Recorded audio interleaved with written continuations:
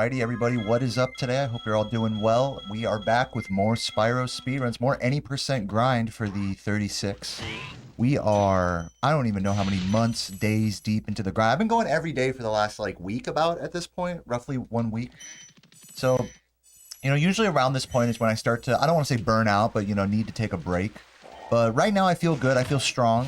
My streams haven't been too arduous the last few days. So in honor of keeping good endurance, good discipline, type ED in the comments. Because, I got good endurance, good discipline, but I also have ED, basically. Thanks to my fucking prostate. If you guys have been following at all, I don't actually have ED, but I do have prostate issues, which make peeing annoying, but that's beside the point. Let's head over to Clifftown. Still waiting for it to get better. I've been on these antibiotics for it's my fourth full day of it, so it's gonna take another week or so, I think, before it's gone. But in the meantime, Azo is the medication to the rescue. What's up, Agent Haven? How you doing? What's up, Dick Butters? But yeah, EDs in the comments if you're watching the VOD after the fact. For endurance, discipline, and erectile dysfunction. Let me grab some of this. Also in other news, Spyro 120% has been seeing a bit more activity as of late. We have Saboom, currently live right now, is Saboom and Piggy Bank as well. Both of them going, Saboom going for world record actually. And Piggy Bank going for the 122, which is only about a minute and a half off of world record if you account for emulator load timing. That's pretty good. What's up, C-Ray? Chat is ready. Love to hear that. But yeah, no, I read Saboom's pace spin in his title. I just fucking loaded the wrong save state there. I read Saboom's pace spin, and yeah, he definitely comes out swinging, saying yeah, we're gonna try to beat Deo's record, So let's see if it happens. Honestly, I won't be mad. My ego will be a little bit shot if he does beat it, but I think it'll be overall good for my progression. For me, it'll give me, after I get the 36 in this, it'll give me something to do, if he does beat it. It'll give me another, several months worth of effort to put into this game. So I'm glad to see some proper, at least attempts at competition here. But what do you guys think? You guys think Saboom's gonna do it? You guys think Saboom can beat my 120-41 in 120%? I think he can.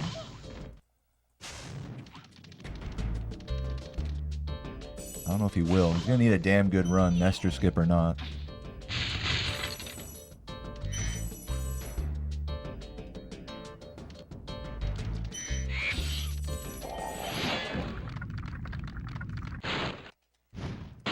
More goddamn Spyro. Good luck today. Hope my asshole recovers. My asshole is fine. It's usually when people talk about prostate issues, you think it's the asshole, but actually the prostate actually squeezes your urethra. So really, it causes more pee-related issues. It's inflamed. Shitting is fine. Shitting is not a problem. Peeing is just uncomfortable. So I have to take urinary pain meds and antibiotics to slowly recover. But it's all good. I was joking around about getting erectile dysfunction earlier, but luckily I can still get boners just fine. Thank God. But annoyingly, if I haven't taken the urinary pain meds, then it does kind of hurt a little bit when I come. I've been staying away from nutting the past few days. But yeah, luckily my penis still works, all things considered. Could be worse, I'll say that much. Yeah, P guy, you know what? I'm not even mad about that sentiment. I really do think that if Saboom beat my record, that wouldn't be a bad thing. That'd be a good thing. Even for me, even looking at it just from my ego, and me wanting to have world record and stuff, I think it would still be good because it'll give me a reason to come back, I've been away from like seriously grinding 120% for like over a year now. When did I get the 120? I don't even remember. It's been a while. What's up, Luna? Any new strats found in 120? Nothing big. The biggest time save that's not in my record is Nestor skip. So that would be like a big thing I would practice if I came back. That would be a 16-second time save. Everything else is just, you know, like nothing major. Interestingly, Saboom also secured another time save that I almost never hit in his 120 in Nasty's loop. So it's kind of funny because like the big 10+ second time saves are either at the very beginning or the very end. And everything else is just good execution and somewhat risky routing. Okay, let's practice this. I do want to practice this because I want to get this bird to hit me. Just on the off chance that I try to YOLO. Yeah, oh! I'm trying to get the damage boost. I thought that was going to work. Is he coming? No, I don't think I got him. No. You want to see him flying towards you.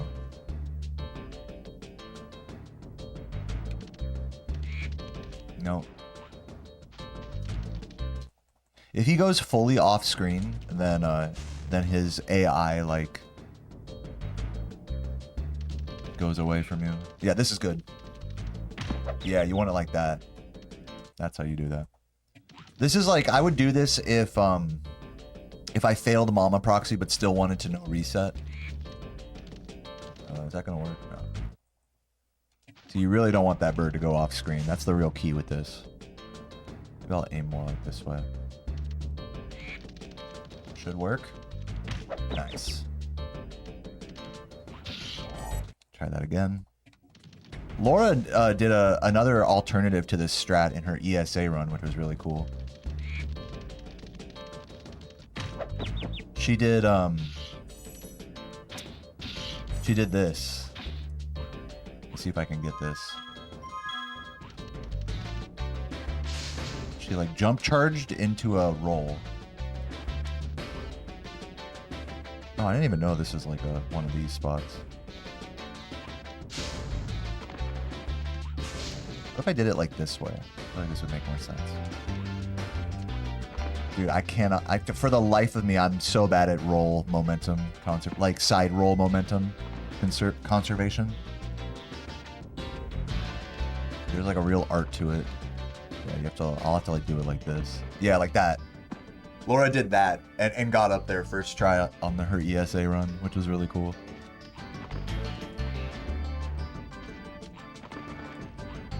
Of course, this would be a slower backup than just getting the boost from the bird, but still neat.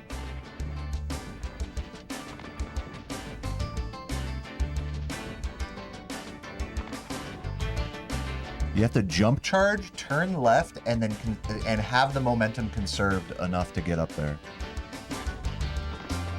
See what I'm saying? When it doesn't go up, that means you didn't conserve the momentum. You didn't do the inputs quickly enough. There you go. That's it. Isn't that a crazy trick?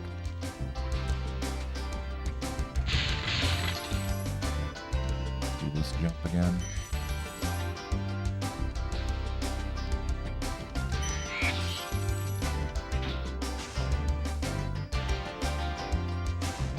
Can't imagine having the level of knowledge that you see someone do something and figure out how it's done.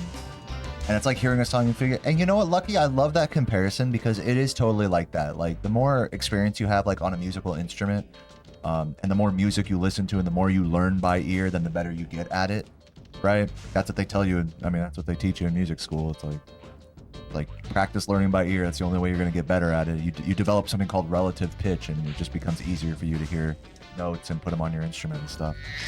And I think the same thing is true in a video game. You know, you see someone, especially in speedrunning, a lot of what we do is we copy each other's strategies. So being able to see what someone else does and, you know, easily translate it, you know, to your own gameplay without having to, you know, watch a whole tutorial or input display, but like translate it in your own way. That's like learning by ear, you know. I totally agree with that sentiment. That's a cool metaphor. What's up, Piggy? Thank you for the good luck. Just went offline, I assume. How'd the run finish? GG's to you. Look like you were on a pretty solid pace earlier. You copied me. Yeah, true. Yeah, Saboom, you guys get to see some top level Spyro 1 main categories today. The fucking pace pals are eating good today for sure. Nice. Well, let me get out of here. Let's head over to... I won't warm up for too long. I've been warming up like a lot lately. Let me just review the Shemp strat. Yeah, nice. 124. GG's. GG's. Or 123. High 123 on console. That's very good. Q-Ray, what up, what up? Yo, Piggy, if I made like a custom keyboard and mouse setup that you could plug into a PS2, would you do that? Would you play on a PS2? Or no? It's okay if not. I know it can get a little weird where it's like, okay, I don't want other people like, you know, supplying like a new setup for me. You would try it? Okay, I'll keep that in mind. I'm not saying I'm gonna do that or anything, but I'll keep that in mind in case I ever commission a weird controller or something.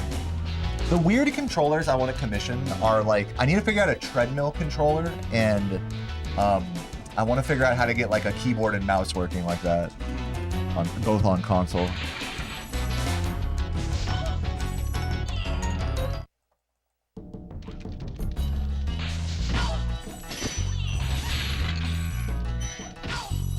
Better yet, like to get a USB to PlayStation 2 controller output, because they sell the opposite of that. They sell PS2 controller to USB, so that way you can plug a PS2 controller into a computer, but they don't have it the other way around, where you can plug a keyboard into a PS2. And frustratingly, there are USB slots on PS2s, but they don't function as controller slots. They're like intended for like internet browsing on the PS2 network and shit. Stupid.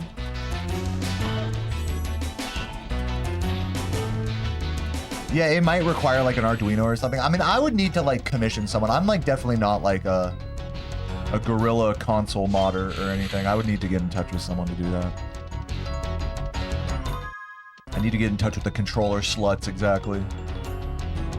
Dude, imagine you can do that thing that Laura was doing, but like right here. Like get the fucking roll of this. Wouldn't that be nuts? That would be a game changer, actually, right? Because then you could just go to the, well, it'd still be hard to get to the key chest. And it only has, I believe, a pink, right?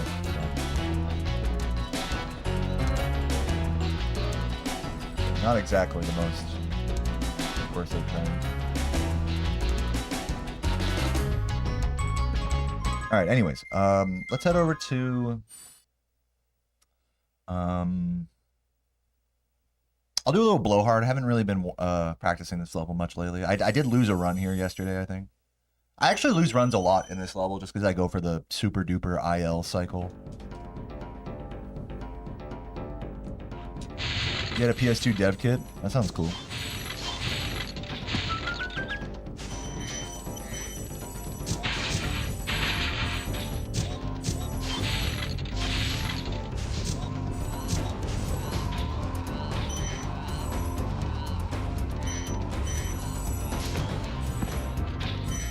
Better to be too hasty like that than to be like too slow, because if you're too slow then you charge over that second thing or you miss the jump or whatever. So even though that was a miss, it was actually closer to, it was like a near make actually, or near miss, whatever you want to call it. Playing Silent Scope with the USB 2.0 mouse, that's kind of cool. Yeah, I mean, it's like when it comes to controller stuff on console, it's like you almost have to make an exception for like gun, like peripheral games. Like those are like a whole different animal, right? Because the game is like coded to work with that, and there's like different mechanics and shit, like on the hardware level.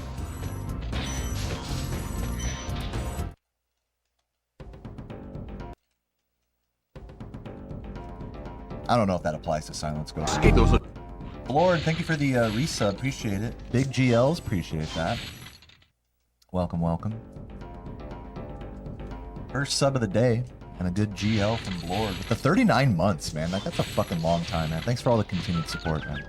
Anybody else who's excited for the grind today, feel free to throw a a sub at me or something like that. We're just barely staying over 600 subs right now, so any money is appreciated. No pressure. Dude, if that happened in a run, I would lose my mind. How did that flame not... I almost want to blame the controller, because this is one of those controllers you have to press flame, not exactly hard, but it's just like... It's just, I don't know. It's not as easy to like flame on this controller as my last one. It's not bad, it's just not like as... It's not like you just think and it just happens. It's like you have to press it just a tiny bit. And that's enough to cause like a fucking run to die like that. This is still a good controller. It's just like I gotta be more mindful about my flames. I've definitely missed some crucial flames. Same thing with charges, like on my charge glides. Like I've definitely had more input drops on this controller for sure. Yeah, I'm using just a normal DualShock 2. I'm using a black one. I tend to prefer the blue ones because I find that the buttons depress more easily into the controller. Like the sensitivity just feels like easier, like on a very minute level. Yeah, I used to really like, and I find this with other players as well, like when you're just getting into controllers, you really want the buttons to be clicky. But as time has gone on, just talking about the face buttons, I actually prefer when they're a little bit more indented in the controller and they're not necessarily so clicky and above the controller.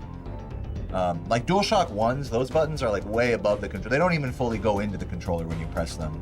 And, that's totally like a preference thing, but it's just one of those things that as time has gone on, I've actually moved away from like wanting really clicky buttons.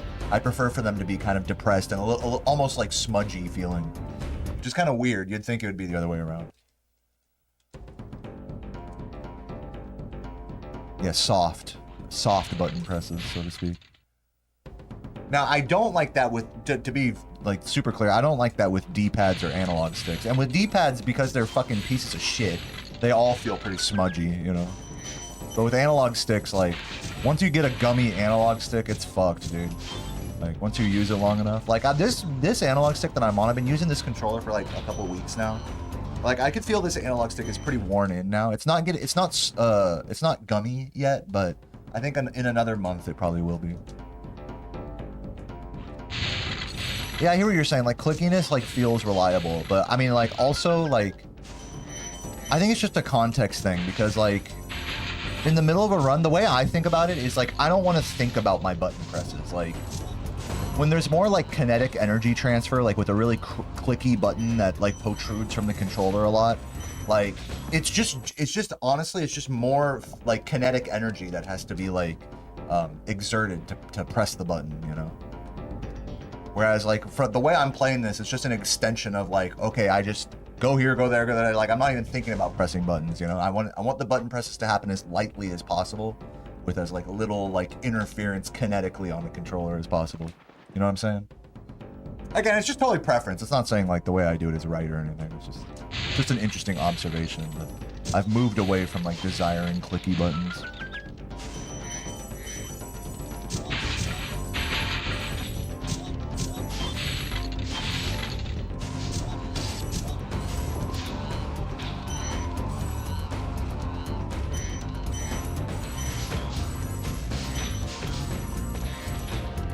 I'm gonna shut up, dude.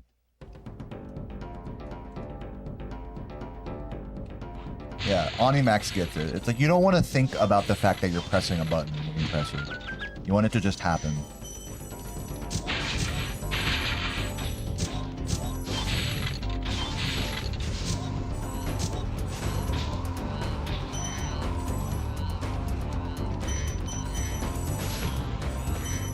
That has happened in so many runs. Thank you for the positivity, Mihail.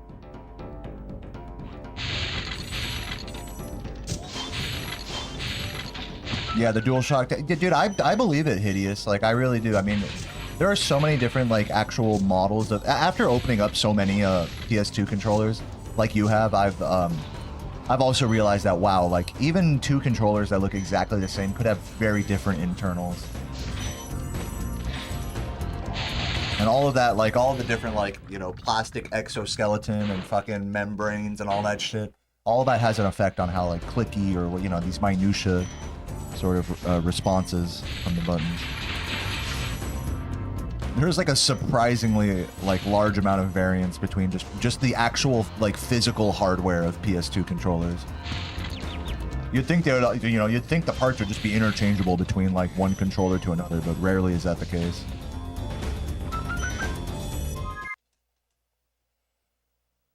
Setting the shoulder buttons properly, dude. The trick. Do you know the trick where you just you put the shell together and then you just pop them in after? That's the trick. They satisfyingly click in. You don't have to like, you know, I know what you're talking about, where you like perfectly like set them in there and then put the shell on. That shit is such a pain in the ass. You don't have to do that. You just put the shell on and then click them in after. When I figured that out, dude, that fucking shit blew my mind. I was like, oh my god, controller repair is so much easier now.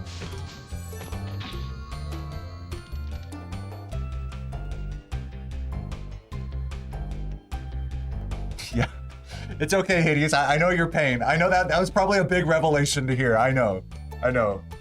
Try it next time. You'll be blown away. All right. I think maybe let's just do a run. I don't really want to dwell too hard. I will do a couple rats, but let's just do a run after that.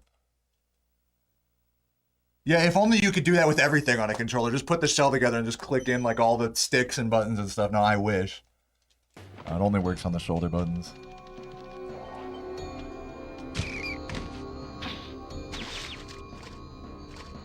Have you ever tried to 100% the entire trilogy? Yes, I have. I had to think about that. Yeah, it's actually, I tried to speedrun that. Speedrun all 3 games 100%. It's called 337%, or trifecta. And my PB in that is 6 hours and 51 minutes. I have the video on my YouTube, the full run on my YouTube channel if you're curious. World record is like 6:18, 6:19, something like that.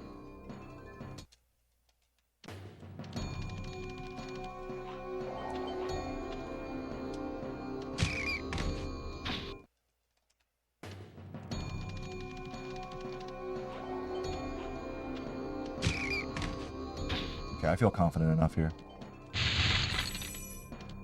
Please make a post when I do that. Yeah, like I said, like just go on my YouTube channel. I did it like just under a year ago, back when I was grinding Spyro 2 and 3 a lot more. Check out that run. It was a really good run, especially for my skill level at the time. I was really happy with that run. Comic-Con Festival Showcase is on tonight. What is that? Is that like the cosplay contest or something? The buttons fucked your whole life up. That's the hardest part about like taking a controller apart and putting it back together for the first time, is just not getting frustrated with like, oh, I didn't fucking exactly set the fucking motherboard in correctly, and now it like is all fucked up and shit. Anyways, let's do a run.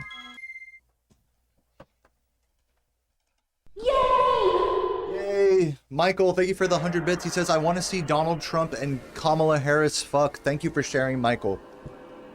Welcome.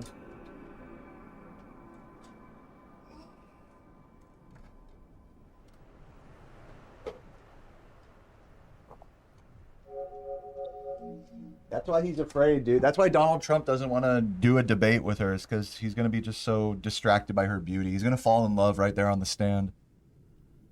They're going to embrace and kiss and shit. Which is, frankly, that's what I wish would have happened with him and Biden on the last debate.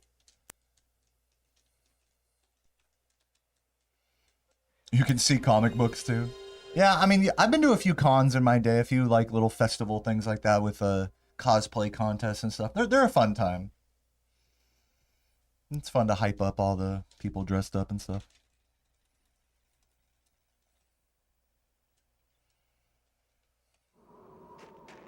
Good luck on the last minute barrier that'll ever be broken. Thank you, Killjay.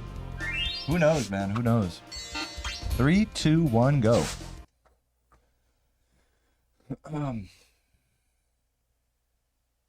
Casually 10 to 13 hours. Are you talking about the trifecta? 337%. That's what you've done. That's still pretty good, you know, just casually, like, to casually do that in one sitting without like knowing any speedrunning routes. Just casually beating Spyro 3. Let's just simplify that. Casually beating Spyro 3 117% in one sitting. I remember the first time I did that, it took me like 12 hours. It's a fucking huge game. Especially if you're getting like stuck in spots and stuff.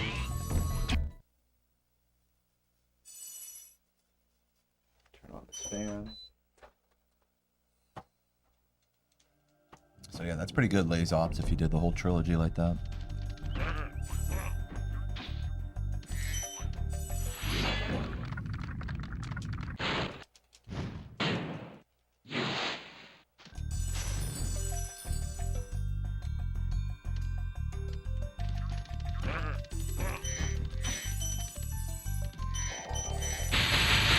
Yeah, by far and away, the longest Spyro original trilogy game is Spyro 3. It's like more than twice as long as each of the games before it.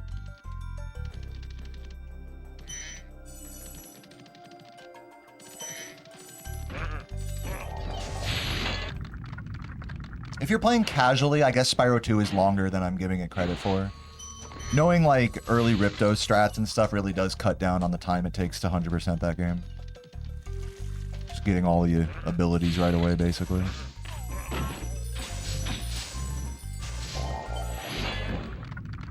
Because otherwise there's a ton of backtracking if you don't do that.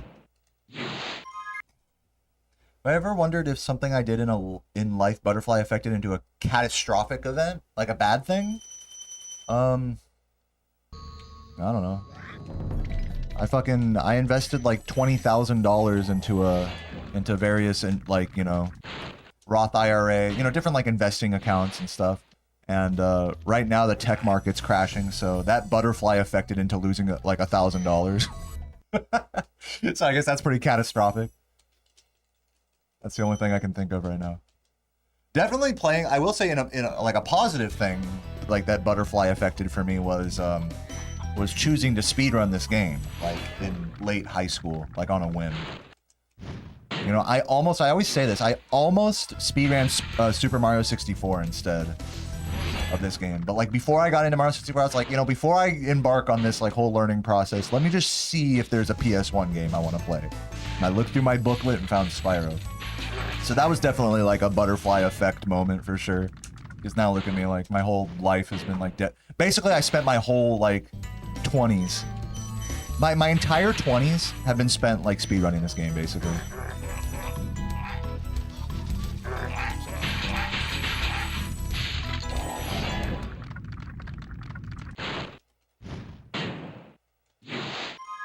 And it's like, if I hadn't like taken that moment back in high school to be like, well, wait a minute, let's see if there's another game I want to try first, you know, that wouldn't have happened.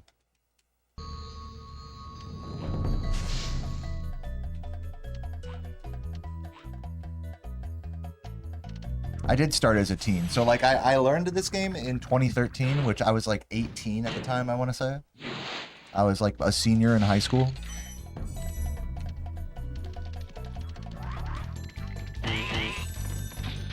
And then my first actually saved run on my Twitch channel is from 2014.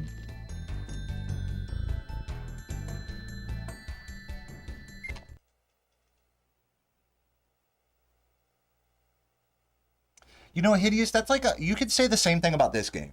You could say like, well, you know, Spyro 1, it's, you know, Deo and Saboom and all these people have like already optimized it so much.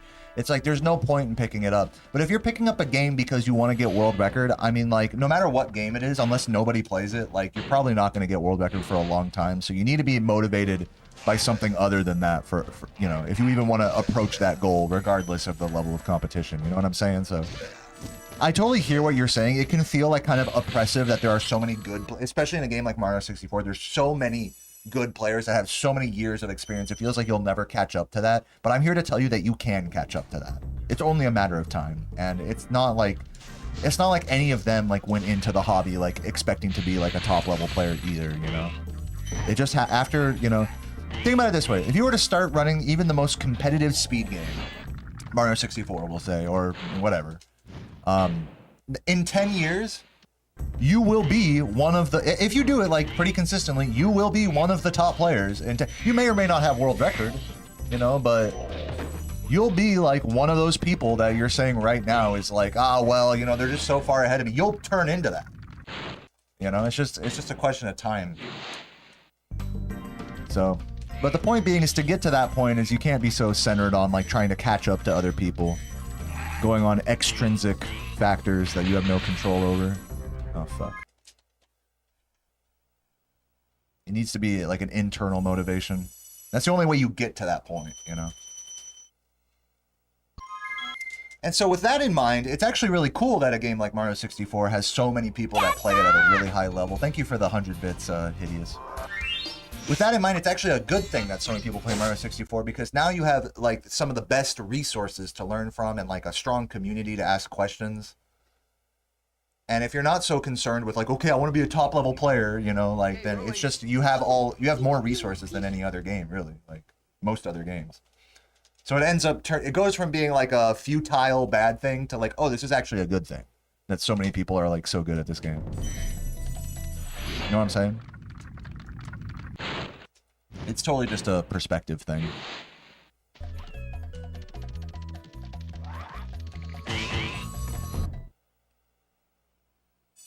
Royal Aspects with the $4.99. He says, here's $5 just in case I make an OnlyFans. Thanks. I'll be sure to contact you right away when I get on that.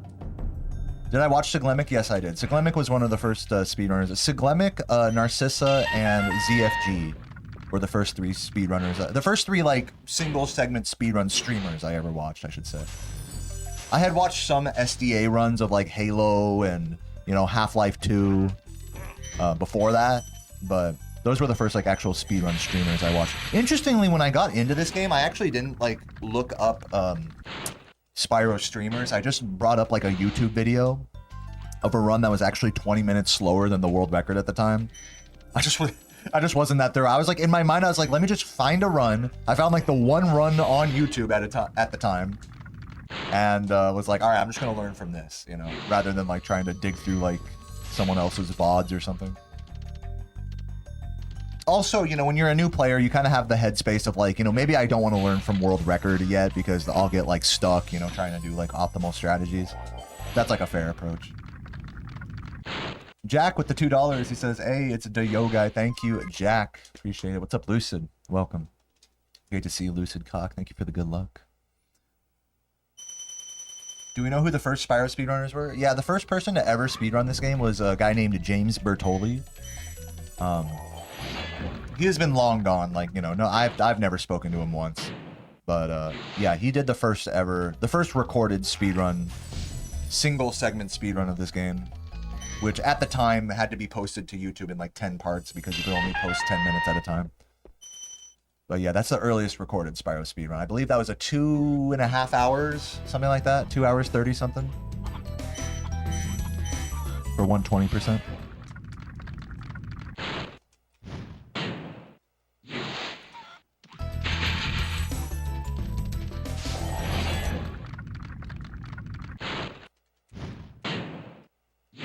James Bertoli, I believe, also had a run on SDA, I think.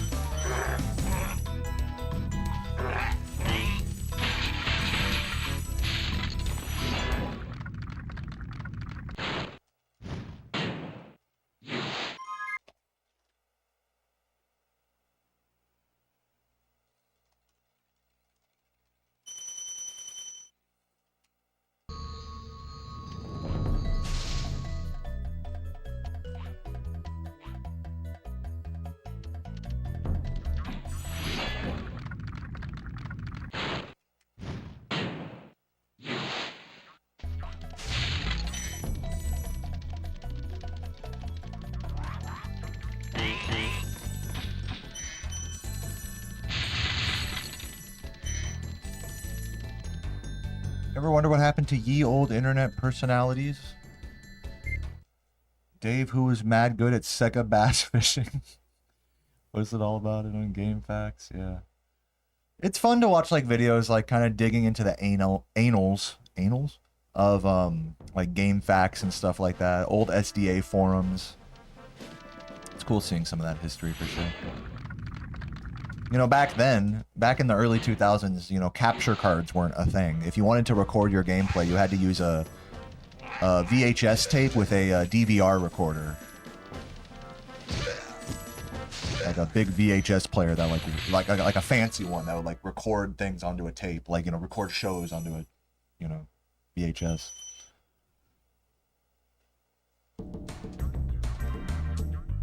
So yeah, so a lot of actual like speedrunning accomplishments would just be shared on forums, like just via text, like, hey, I got this time, you know. And if they were like a reputable player, then like people just believed it.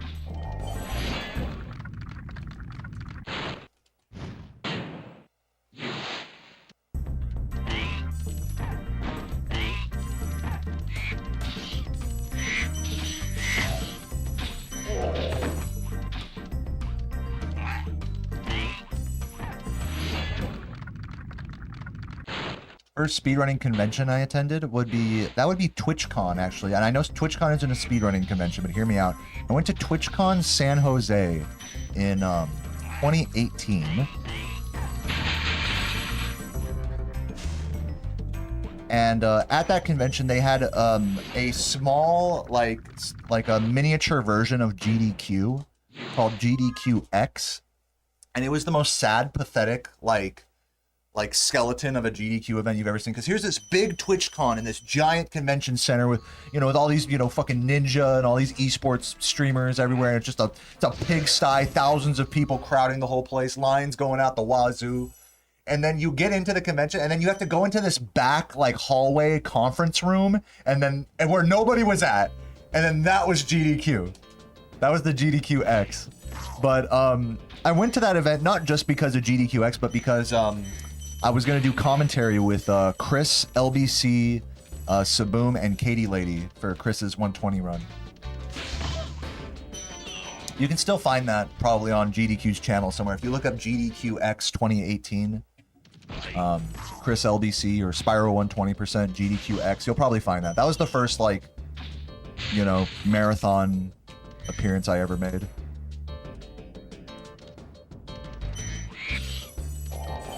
If you're only gonna watch one part of it, watch Toasty.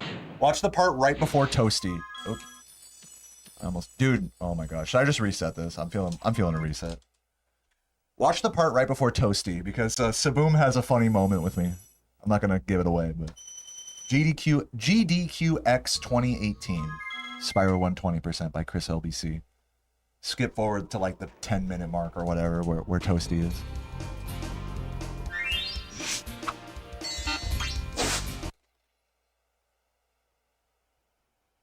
All of your Twitch regulars were born around 9/11. You enjoy telling them about times when the internet was not as useful. I mean, you know, I was born in 95. I think a lot of people here were probably born somewhere in the mid-90s, late 90s, maybe even a little bit past 2000. Maybe a little before even. And yeah, I mean, I can't say that I'm like, you know, as someone that grew up with their own like PC, you know, Windows 2000 and shit and XP and whatnot, you know, I can't really say that I was like super like on the bleeding edge of like the internet, you know, because I feel like that's like mid 90s. You have to be like a kid already in like the mid 90s. You have to be born, I think, like either in the 80s or the early 90s to say that you were really on the cusp of the internet, you know. So I think for a lot of us, at least in my case, I feel like I was just past that. Where, like, you know, there's still a lot of nostalgic, like, internet culture that I relate to. Like, I watched this whole video about Flash games yesterday. I mean, dude, and I just, like, had so many fucking core memories, like, unlocked for me. Just games that I never thought about for, like, the last 20 years, you know? Like, you should ask Sarah. Like, I was, like, losing my mind watching this video. Like, what the fuck? Like, stick RPG? Oh, my God, I remember that game, you know? Zhao Zhao, you know, the stick kung fu, you know, animations and stuff. So, but yeah, but I mean, I would consider that stuff like, you know, like early aughts internet, but I don't consider that the same thing as like early internet, you know what I mean? Like by the time I was in high school, you know, looking at 4chan and stuff, like the site was already like, you know, dead as, not dead, but like, you know, it had already had its like eras, you know. It's already had, pools closed was already like an ancient meme at that point, you know. So there's just like levels to the eras and stuff. But with that said, it's like, I think a lot of us were kids like at the dawn of YouTube, you know, so that's like something. So there's just different eras to it, you know. I don't think it's fair to say that people in this particular age group are like, you know, for me, I was like a little tiny baby at like the dawn of the internet, so I didn't really like experience that per se.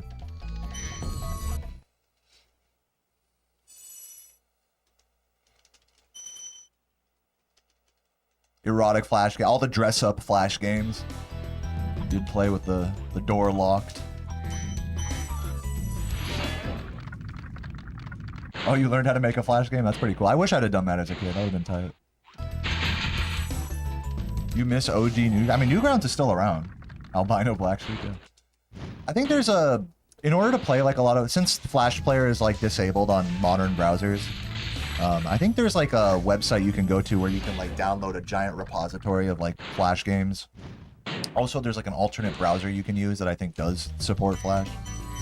So it's not like, you know, sure, a lot of these sites are dead, but not all of them. Very few of them are like completely like defunct, you know. You can still go to a lot of these websites.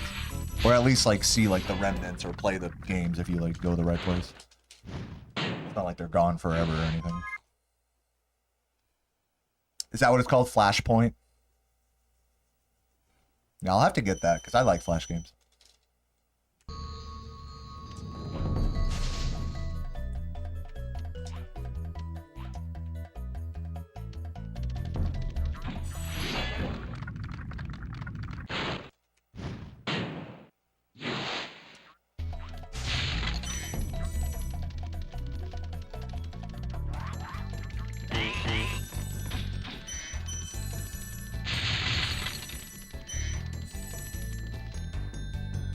Dive in the B game. You guys are naming games I don't even remember.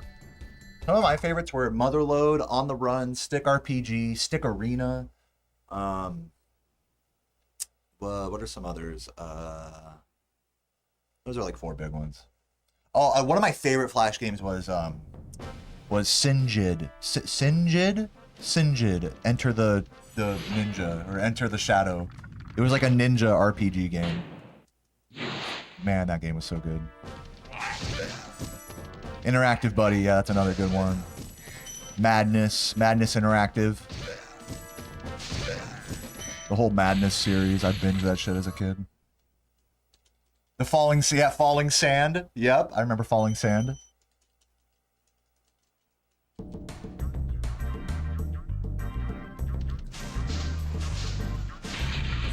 Line Rider.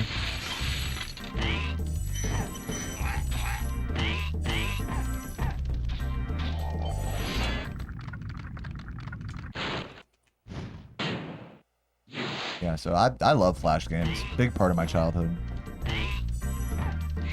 But can we really call that like early internet? That's like kind of getting back to what I was saying earlier. Like when I think early internet, I think like late 90s, like, you know, like, I don't even know, like just a text and HTML and like, you know.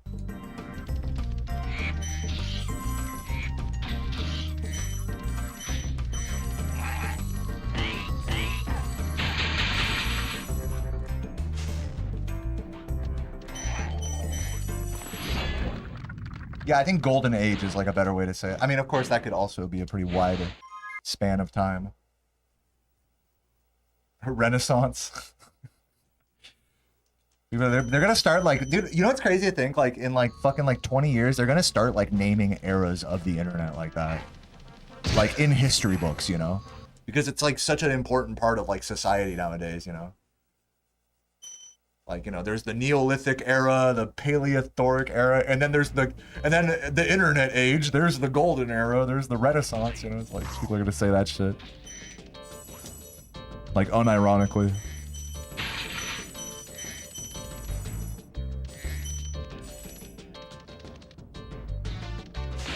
Please work.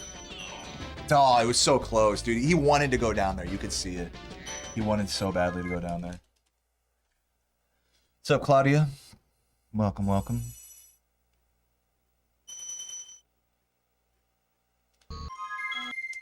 I remember when I was a kid, Riki, I remember, you know, like they would, in elementary school, they would tell us about like being careful surfing the internet and like be aware of scams and stuff like that. Even back then, you know, you were taught to tread with caution. Okay, rolling. Oh, it's been peaceful.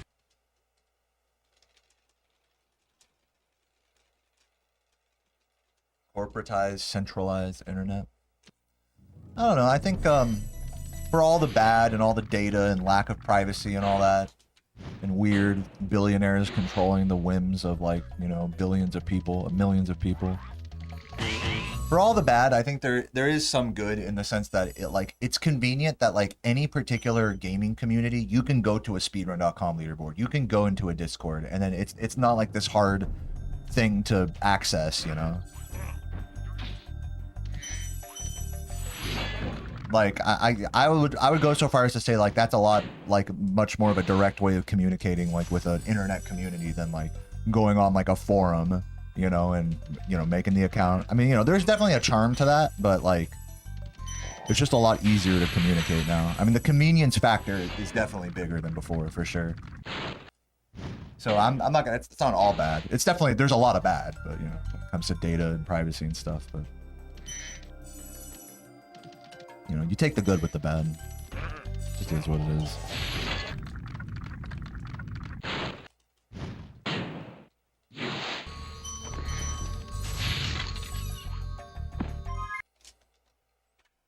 Like what? Like I just think about what would I rather have like for this game? Would I rather have to post my time to a forum? You know, to a Google Doc. That's how it used to be. You know, you used to have to submit it to some guy, put it on a Google Doc. Now there's at least like moderators on a leaderboard, and it says verified by this person, and you know there's a lot. There's definitely more transparency with like the whole process of like being a part of a internet community.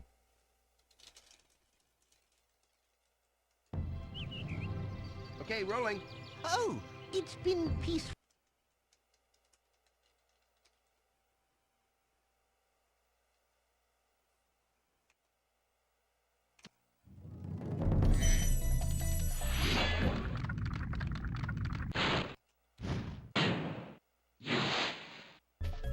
You can find Discords, but it's usually populated by 4 KG guys. Yeah, I guess it just depends on like what niche we're talking about here. Because I'm talking about like Spyro Speedrunning, which is like a pretty large niche compared to like other, you know, games or concepts, hobbies. I'm sure there's tons of weird, seedy, you know, Discords of like 4 weirdos, you know, that is like meant to represent like a game speedrun community, you know. So it's definitely not perfect. I'll definitely concede to that.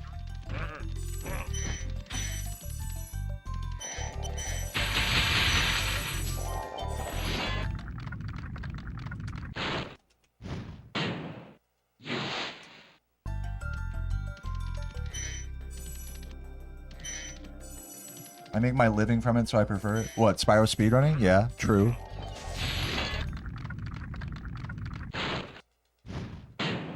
Am I missing some additional context there? Shit. My worst virus was a thing where it was a pop-up scammer. You didn't know how to get rid of it. So you just never used volume. Yeah. No such thing as free lunch. True. Flak. I never played Flakboy. I loved Interactive Buddy though. That shit was fun.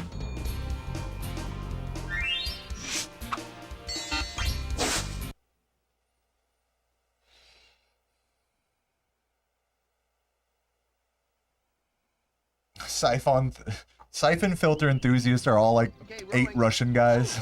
That's funny.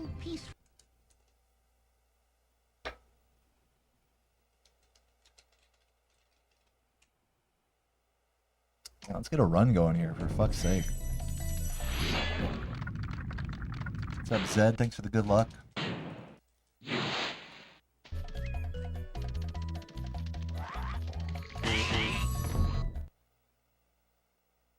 I prefer it in terms of eras because I can do what I want and get paid at the same time. Yeah, I mean, that is definitely a true aspect of it. I'm definitely not going to refute that. But I was kind of talking more just in the sense of like the convenience of communication. That was kind of more like where I was looking at it from. What's up, Sabrina? But that is also a true element, you know. It's like I can, you know, you can't fucking make a living as a video game live streamer in the year 2005, like, for sure. Well, obviously I prefer the current state of things, for sure. Not gonna argue that.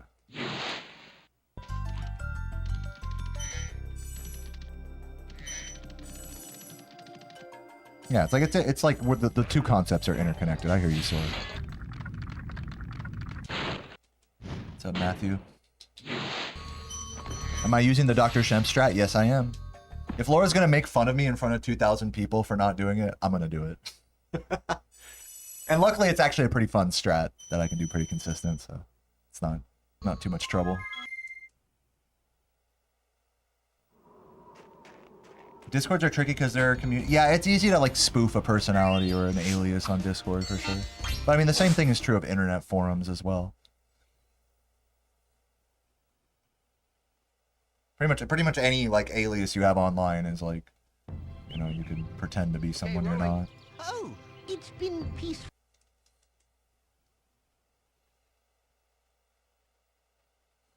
Interesting, Hideous.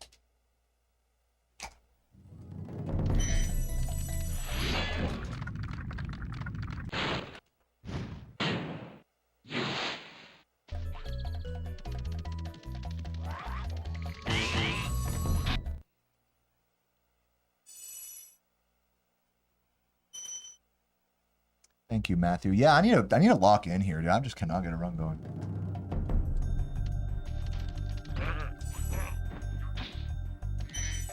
I feel good though. I feel like I can get a run going. I'm just too chill. Dude, I fucking hated those point and click like escape room games. I hated those. Even real life escape rooms I fucking suck at. I hate shit where there's like they want you to be creative, but there's only one answer, you know? So how can you possibly be creative? They want you to be creative in the way they want, you know? I hate shit like that. But to be fair, some escape rooms have like multiple solutions to that point. Dude, just get up there! Holy fucking, that's 3 runs in a row I failed that jump. Please. Yeah, it's like with the escape room, like point and click games, you just end up like just randomly pointing and clicking across the whole screen until you click like on the one thing, you know, that you didn't know you could click on.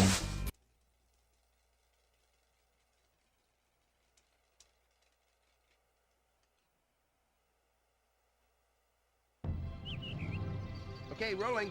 I've been around for a while. From what year could I make a living streaming video games? Like 2010? Well, 2010 is when the Justin TV, which is the precursor to Twitch TV, became popular. You know, live streaming on the internet has always been a thing, even since the late 90s. However, you know, most of that was relegated to like cam shows and things like that. So basically you had to be a sexy girl to make money doing something like that. But since so many of us, you know, grew up with video games, and since the wide accessibility of like video games, I feel like got more prevalent, and like the concept of watching someone play a video game as entertainment, like that concept really was not like a thing, I feel like, even until like the late 2000s, you know? Or if it was a niche, it was a very niche thing, you know. Nowadays, it's like video games are everywhere, and watching someone play a game, whether there's commentary or not, is like a pretty accepted form of entertainment. You know, it's not like you're weird for doing that. And so that, coupled with like with Twitch and all these like, you know, live streaming platforms like catering to gamers, and like, you know, exploding, you know, with popularity and just becoming these like juggernauts, especially Twitch. You know, it's it just kind of made this recipe of like, well, you know, playing a video game and making content around it now doesn't have to just be like you making a video about a video game or something along those lines. You can just be a streamer instead of like a video maker, or vice versa. In my case, I feel like I kind of like hop between those two mindsets. Did that answer your question?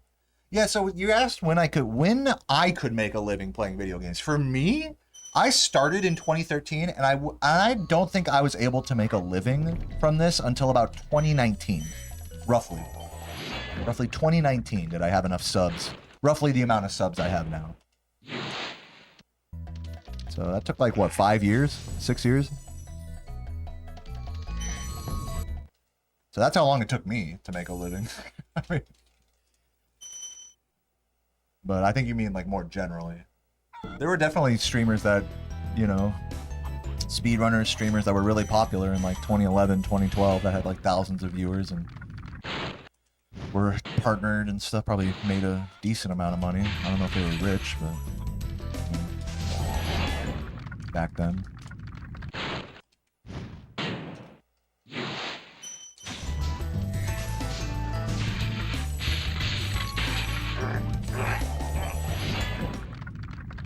Spyro the Draggle. Yeah, I mean, that's true, Sora. I mean, like, my income is not guaranteed at all. That's why I don't say that, like, streaming is a job, because I feel like a job, you go, you clock in, and then you're entitled to a certain amount of pay after working. Here, I just play a game, and I just hope that people throw money at me. Like, that's... Yeah, it's like saying busking on the street is a job, you know? This is more of like a hobby turned career than a job.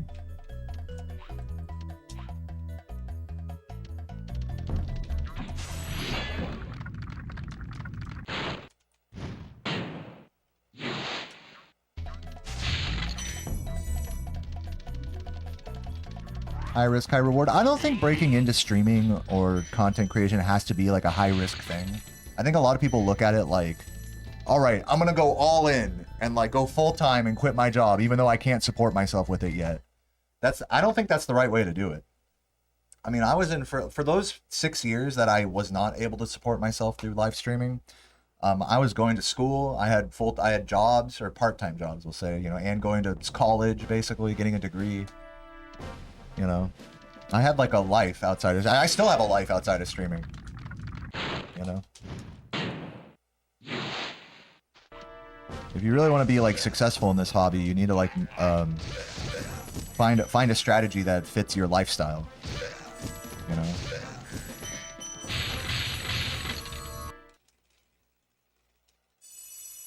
Did I have a favorite job? No. I worked at Guitar Center for 2 years. that was like the longest like legitimate job I ever had. Yeah, that job definitely sucked. It was all right. It was an all right job as far as retail goes. There could have been working somewhere worse.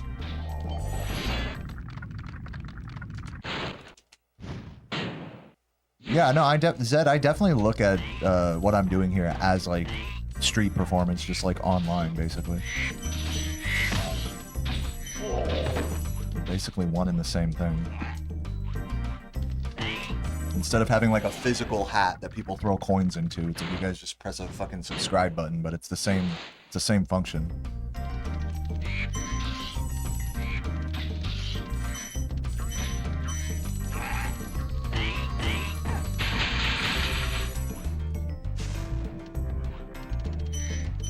Donate button, I should say. What's up, Mika?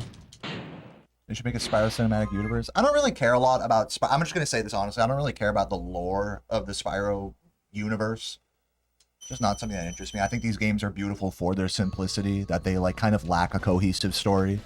That they're just like, you're just dropped into a world and it's just like, hey, go collect all this shit and go kill all these fuckers, and they're just, you know, the lack of explanation for the characters, I think, is like part of the magic of it.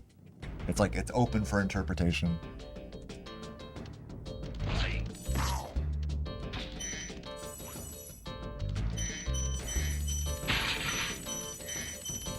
Why was Vortex removed as a category? I don't think it was removed. Hold on. No, dude. Fuck. I'm gonna continue this run if I get it second try. I think the problem you're having is you're not seeing it on the main category list. You have to click on a drop-down menu on the leaderboard to see the miscellaneous, like, couple of categories there. There's like a drop-down on speedrun.com. Oh, Jesus, dude. I cannot get a run going. Crazy.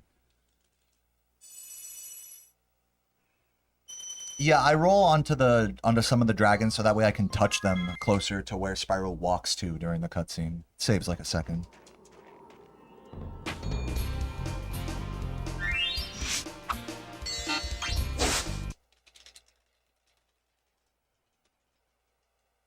How much of a bitch is it to do my taxes with donos and stuff? It's not hard because I can just look at I can look at all like the bank statements and like the PayPal payout histories and Twitch payout histories and YouTube. I can just bring all those like payment histories up and just declare them on my taxes. What was annoying last year is that like the Twitch, like the actual Twitch like 1099 whatever tax form, it didn't actually like show all of the money that I made on Twitch, like not even a fraction of it. Like, so I had to like add that, you know, to the taxes. Oh, I made an extra like this much money or whatever. Taxes aren't as hard as you would think. You just have to declare all that stuff. You have to just dig all that up and just do some quick maths. And then if you connect to like all of your like, you know, if you do something like TurboTax or whatever, you can just like connect your credit cards to it, you know, so that way it just like automatically itemizes everything if you're self-employed. I'm not gonna sit here and say it's like the most like effective way to do taxes, but it's definitely very convenient and efficient. So I'm willing to pay like the $100 just to fucking get it done, you know, rather than slaving over it for like weeks and trying to fucking write off everything exactly like perfectly. Like as long as it's generally like the correct write-offs, generally the correct income declared, it's fine. You know, what's the difference? You know, like couple $100 maybe. I don't know.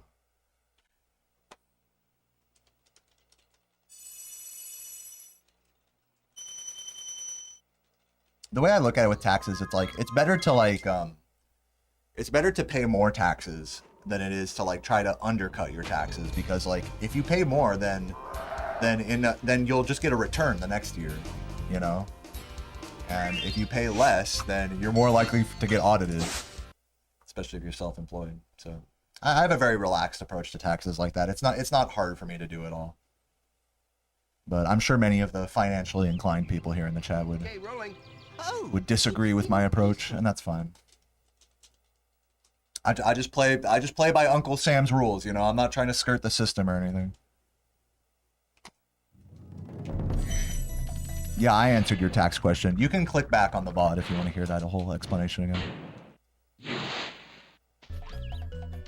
We're not on the IRS watch list. If you lie about your taxes, you will get audited. That's just how that goes. Maybe the first year or a couple of years you do that, you'll get away with it, but eventually that stuff catches up to you.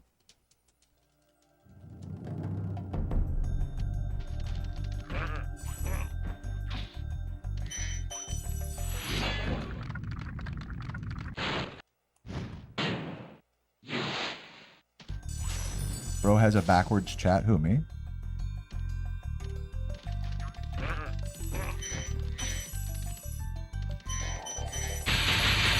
Oh, me?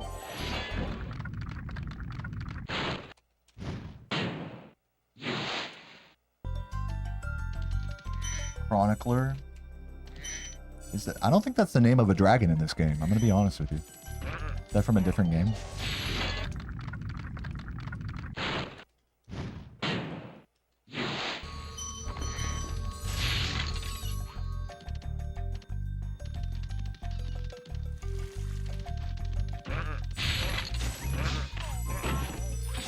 Prefer PS1 over the remake because it looks clean visually, makes gameplay easier. I agree. I think the remake, for as beautiful as the environment design is, it does muddy up the actual collection of gems and stuff. Like, it's just harder to see them.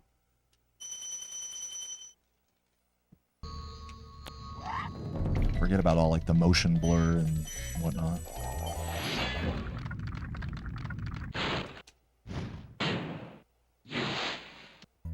Chroniclers from a Legend of Spyro game? Oh, the show.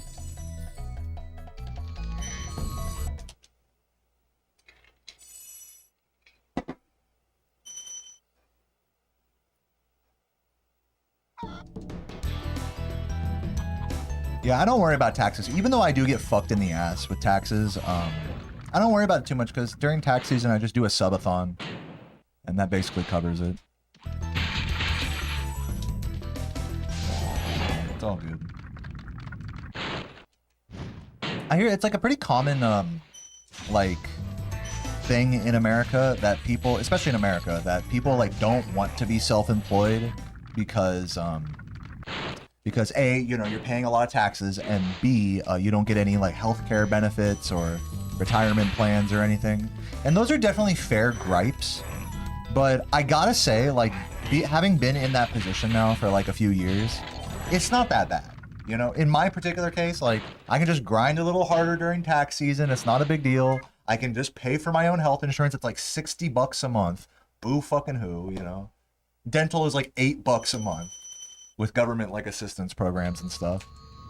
Like, I think people are under the impression that I have my own retirement account, you know, like I would way rather be doing it this way than to like be in a job I fucking hate that has all those benefits, you know?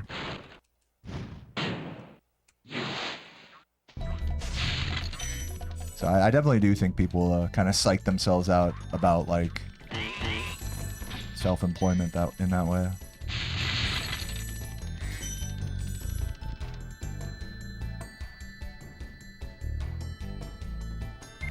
Losing a little time for that out of bounds.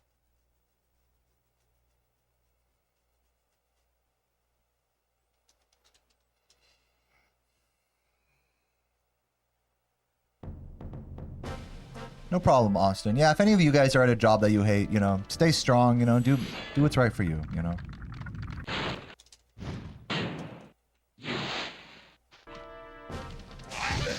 Do I like cooking with mushrooms? Yeah, mushrooms are great. I actually don't use mushrooms a lot, like on my average grocery trip, but I really should try to incorporate mushrooms more into the diet. Like maybe do like portobello mushroom burgers like one of these days, or stuffed, like, you know, mushroom stuffed bell peppers or something. I should try stuff like that.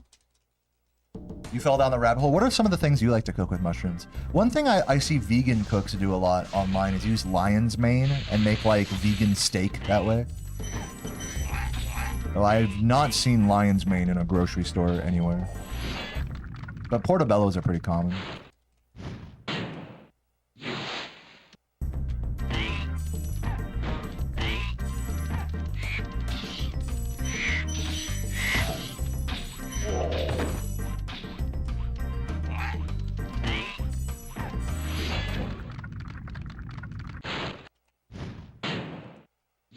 Yeah, sorry, do you have like a stream already that you do? Like, this is my biggest like warning to you, like to those of you guys who want to get into like full-time content creation, is please do not make it your full-time job before you can support yourself with it. Like, just do it on the side until that is the case. That is my #1 tip. If you just say, all right, well, I'm just gonna get into content now, and so quit my job and then just start grinding, you know, like it's gonna burn you out really quickly, and you're not gonna get what you want probably.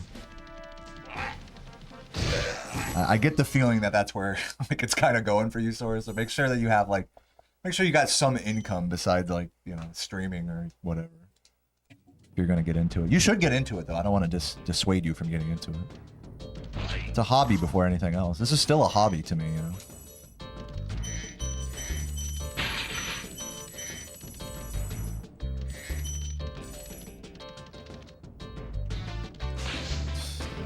Suck at Mama today.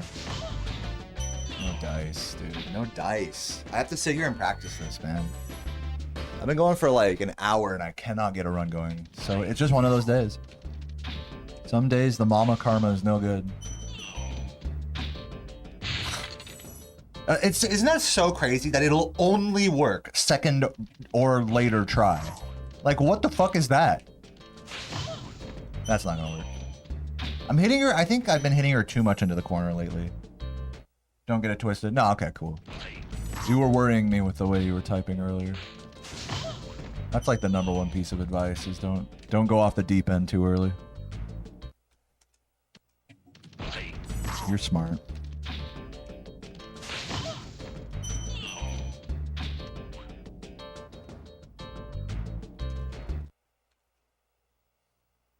All right, well, I mean, that seemed to be getting it there. Let's give it another shot. Fuck my life, fucking mama proxy. What's up, So? Thank you for the good luck.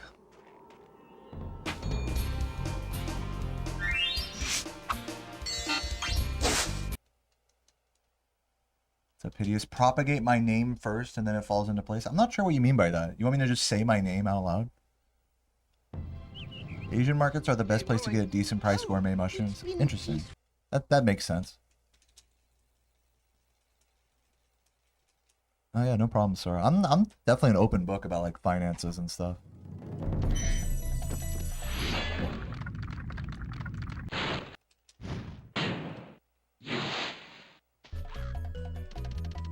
Do I have a preferred CRT screen size? I tend to like playing on bigger CRTs than the average gamer. This CRT I'm on right now is a 32 inch, which is definitely on the big side. But I've played on like 20 inches, you know, 15. I think I like for CRTs to be between like 15 and 30 inches diagonally, the screen size, which is pretty big. Most like really small CRTs are like 8 to 12 inches.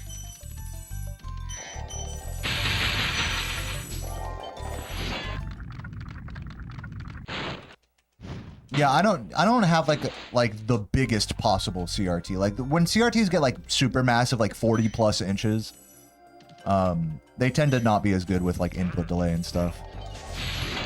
Or they'll be like projection CRTs, so they're not like true CRTs, you know.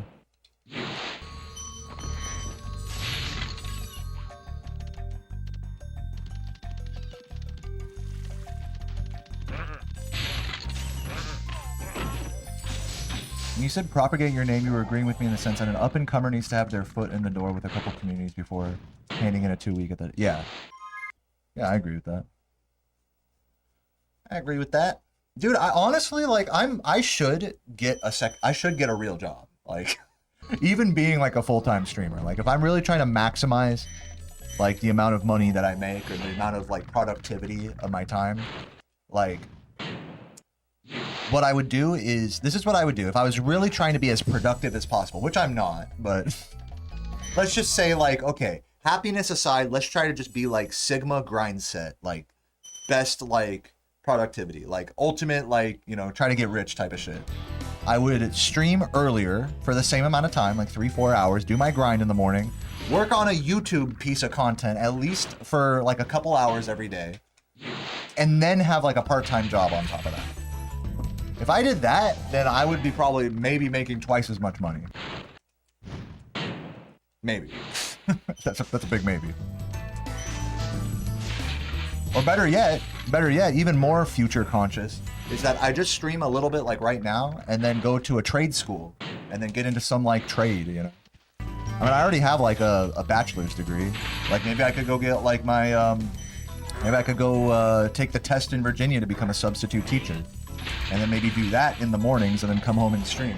The thing is I've tried those types of lifestyles and it's just, dude, it's just too much for me. Like, I'm just genuinely and call me lazy, call me a procrastinator, whatever you want. I'm just genuinely happier when I can just sleep in, do my 3-ish hour stream, and then just spend the rest of the day cooking and hanging out with my girlfriend, you know, like fucking soup. And then occasionally staying up all night to work on a YouTube video just out of a bout of inspiration, you know. That's the life I want to live, and that's the life I'm living, you know. But there's definitely more paths that I can take. Should I feel so inclined? No doubt about it.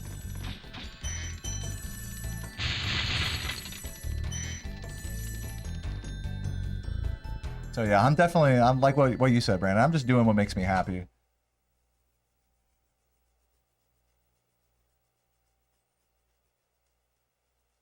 Yeah, dude, my fucking bachelor's degree is fucking useless. If I was really trying to make a lot of money from a job, I would either become a substitute teacher, which that would not make a ton of money, but going into a trade probably would. But that'd be way more of a time investment as well.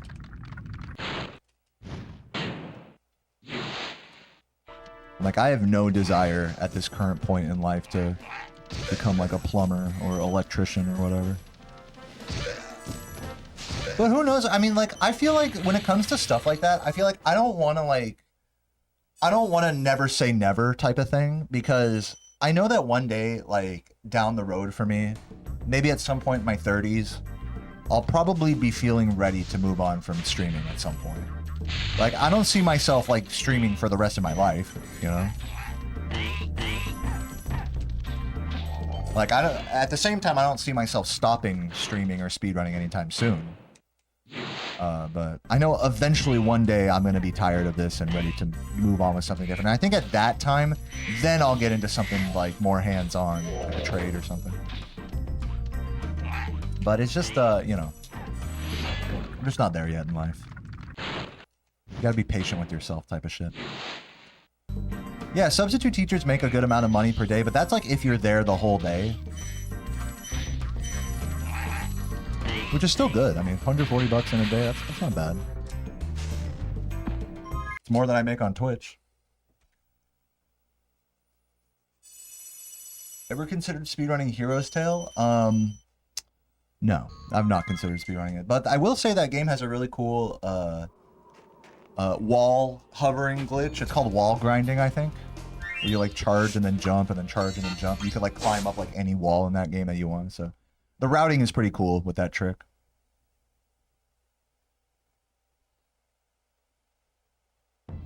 Yeah, depending on where you live, like $100 to $200 a day is like not enough. No, I totally hear you about that, Sora. Luckily, it's still in most places in America that aren't like major cities, that is still plenty.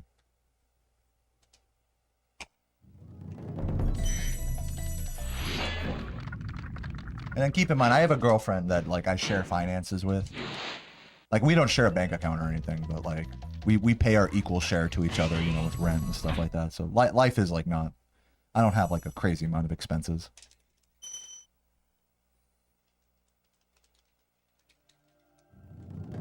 Yeah, if you met, yeah, I believe that, Luna. I believe that.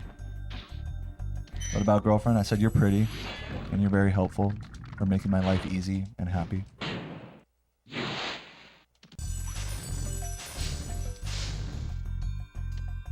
E.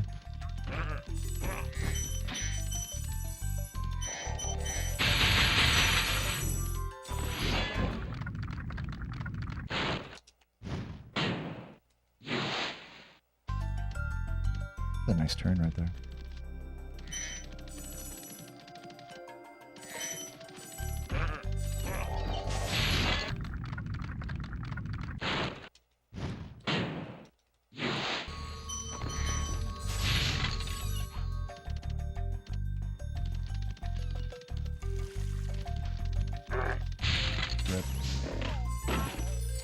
Rip 7 gems. What's up, Eric? Welcome, welcome. What's up? I'm doing good. I have yet to get a run going today. It's kind of frustrating, but whatever. One of these runs I got to do a good mama proxy. I might just send a no reset if mama doesn't work on this run. We'll see. I'm definitely just feeling chatty and chill right now, so I'm not really super locked in. You make more money tutoring math and computer science in Unit 7. More fun. Yeah. Yeah, doing private tutoring is like a whole other like thing that's good.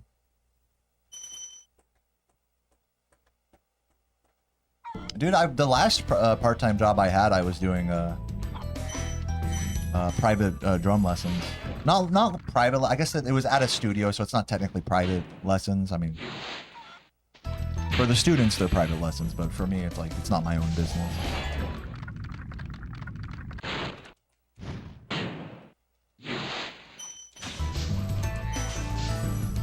Private lessons are cool. I've never gotten like so established with being a private tutor that, you know, it was like its own business, you know.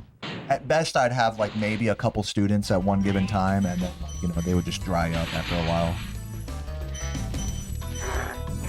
Which is fine, because it's like, you know, the way I look at it with lessons is that it's like, I can only teach you so much. Like, this is like something that not a lot of teachers will like admit. But like, especially with music and stuff like that, like, I'll take you where you're at and give you stuff to do and stuff to work on, but like, or with Spyro or whatever. But at a certain point, like, you know, you'll know what I'm gonna say, you know? So like doing like 8 fucking 9, 10 lessons, like you're just gonna be hearing the same stuff from me over and over at a certain point, you know? So with being like a private tutor, you gotta be constantly finding new students. Or finding some way to keep like your current students forever, which is harder. What's up, Bex? Thanks for the good luck. I've just been feeling like when it comes to teaching, I like teaching, but it's just something that I've never, I don't know, something that I kind of push away from, to be honest. I like teaching, but at the same time, I don't like it, you know? I don't know.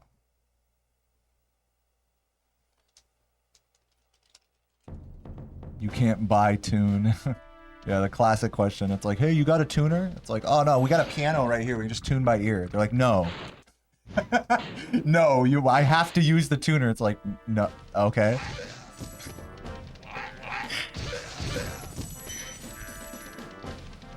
Every time.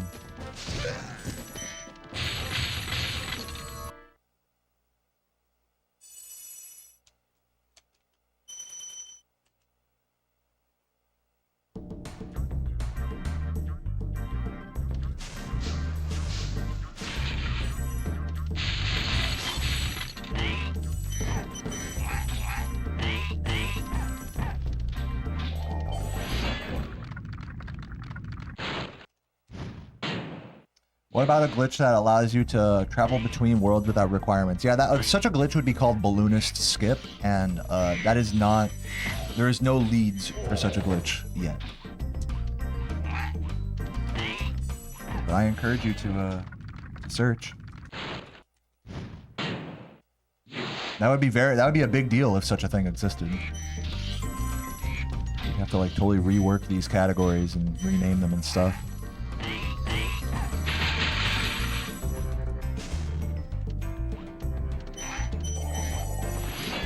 What's up, British? Thank you for the good luck.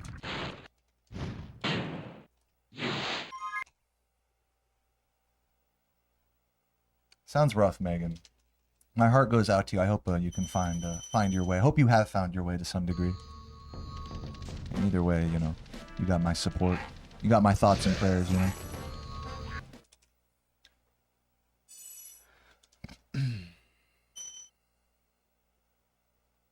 What's up, Johnny? Thank you for the good luck. All right, let's see if we can fucking get Mama Proxy. I gotta lock in.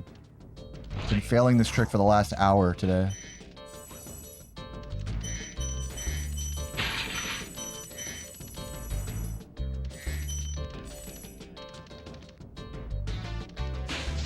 Bruh, come on. Dude, like...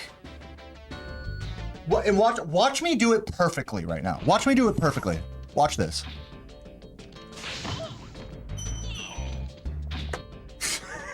Like, what the fuck? Every run has been like, I can't get a first try Mama. I can only get second try today.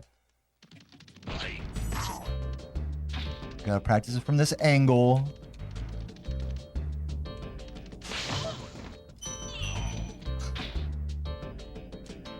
Am I stoned? Like, what is going on, man? Next run that happens, I'm gonna just no reset. Like, it's just one of the days where Mama does not want to work with you. Crazy.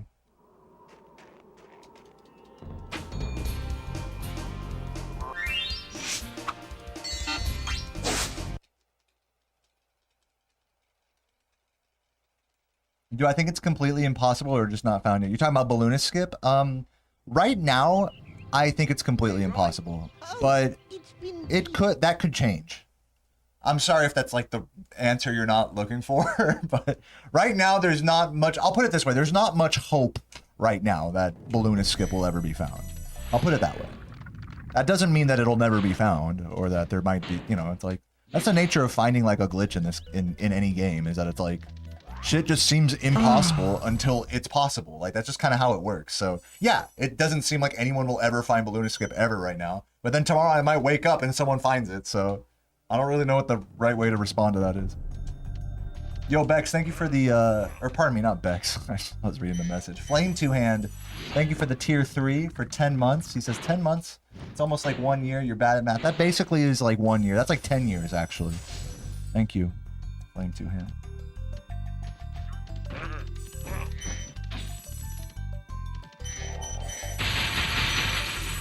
But yeah, balloonist skip definitely seems impossible right now, for sure. I think, if you want my opinion, I think the only way balloonist skip is ever going to be done is with a like a memory manipulation glitch. where you like do a glitch somewhere else and then do weird ass like inputs in the rest of the game to like rewrite the code and like send you somewhere, like trigger the balloonist like through like arbitrary code execution, like some crazy shit like that. And there is no memory manips known in this game, so I think that would be like the best weed, would be something like that.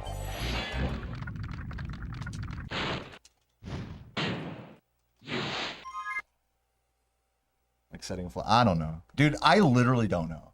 I'm literally talking complete dog shit right now. I want to make that super clear. What's up, Blue Eye? Thank you for the good luck.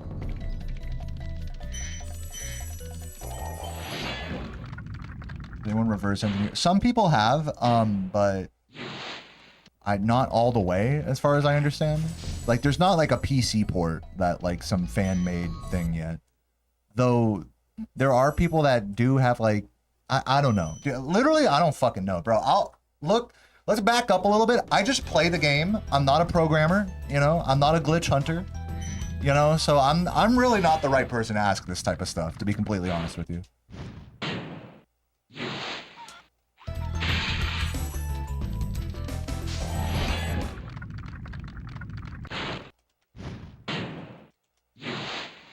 Yeah, that's true, Chase. I mean, we definitely did think Nestor skip would like never happen. In the same way we think, you know, balloonist skip will never happen.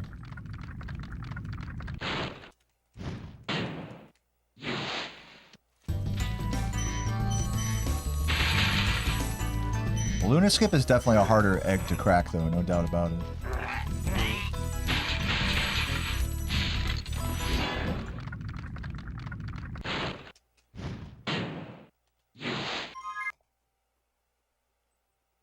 But yeah, if you guys are, you know, interested in more like balloonist skip conjecturing, I highly recommend you go to the Spyro Speedrunning Discord and ask them about it, or give your theories there.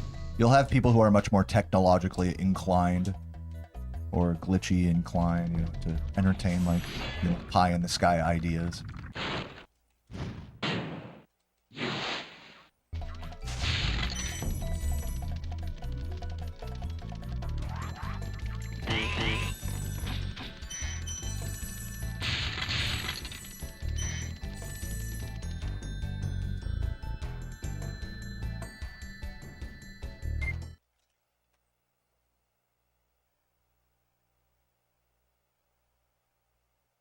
Why did they paint the wall brown and sly? And my response is, yeah, sure.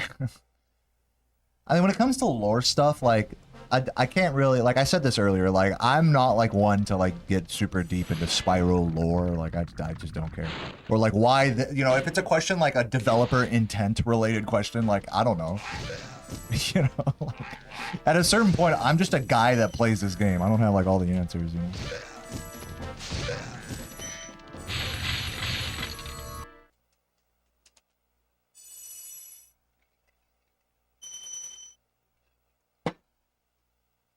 What's up, Lucy's Boring Life? Thanks for the good luck, and I hope you enjoyed the stream.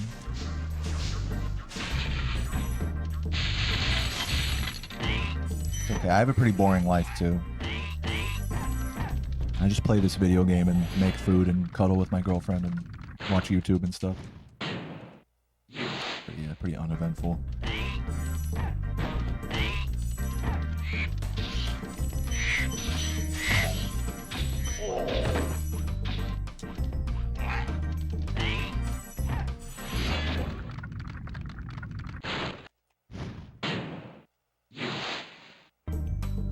There you go. Now you're thinking like a true stoner, Sora.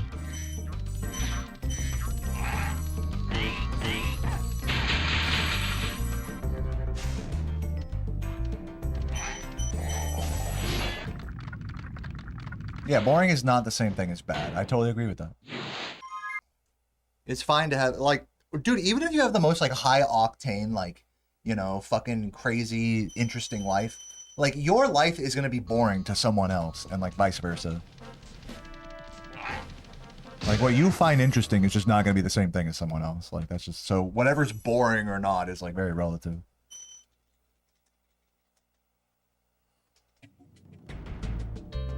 So I like living like a humble, you know, life, like boring, if you want to call it, for some people.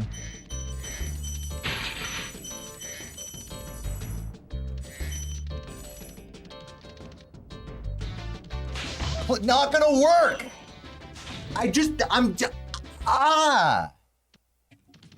How many dead mamas? Dog, you are a bitch. I hate you. It's not gonna work. Oh my god, bro. Yeah, I don't want to, like, take this run. I just don't. I'm losing my mind with this hoe.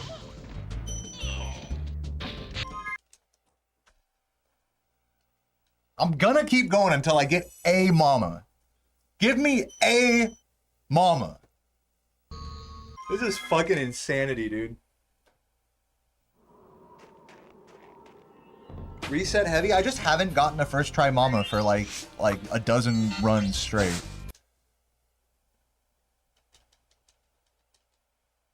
It's like, it feels like there's something in my head that's like stopping me from getting the right angle on my first attempt. Okay, Like I'm psyching myself out or something. It's been peaceful.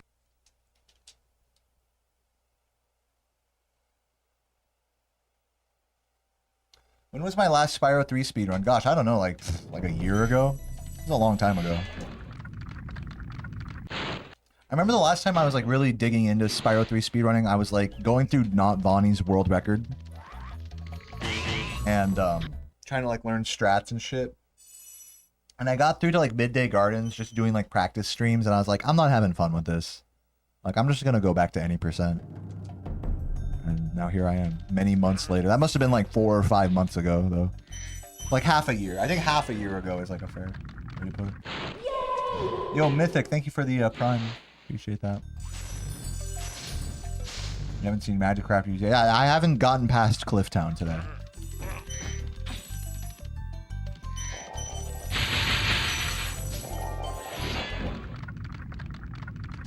Thank you, Brock. I'm glad you like the Stonehill music, Luca. It is quite a banger.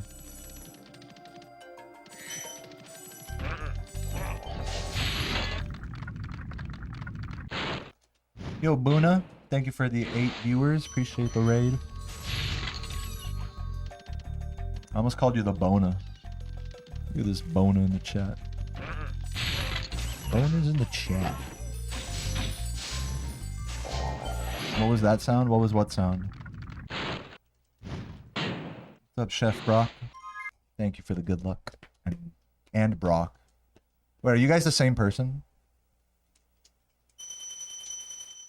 Thank you to the Brocks in the chat.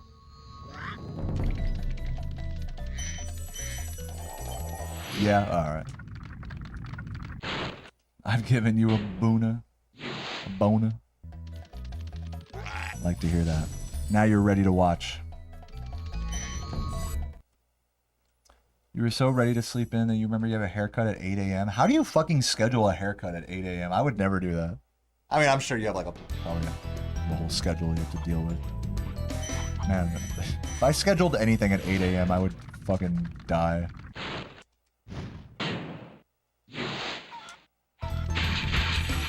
Like a yeah sound? I don't know.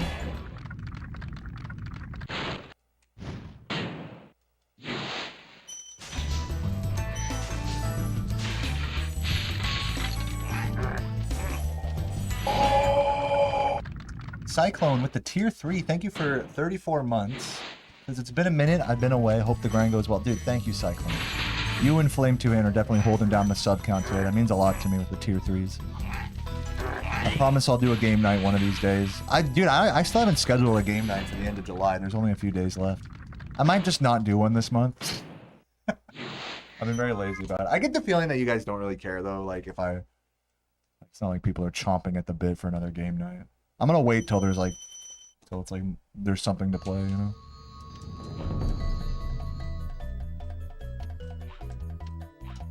Either way, thanks for the tier 3. I appreciate that.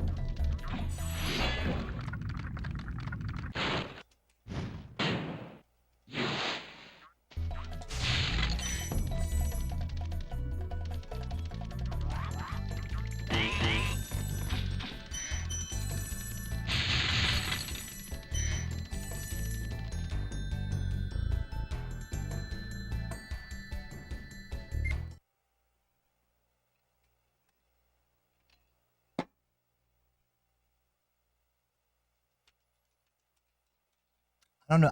I feel like I'm like in this place mentally where like I just feel like I just am not gonna get Mama Proxy. I just feel like it's just not gonna happen. There's like some weird mental block that I just cannot get the first try Mama. What makes Spyro 1 the best? I think the movement is the fastest and tightest out of the 3 games. It's a very subjective thing, I'll admit. I like the simplicity, the streamlined nature of the game. There's no side characters or mini games, which are very prevalent in the other 2 games. And yeah, just those 2 things alone make it like the best. Just those 2 things.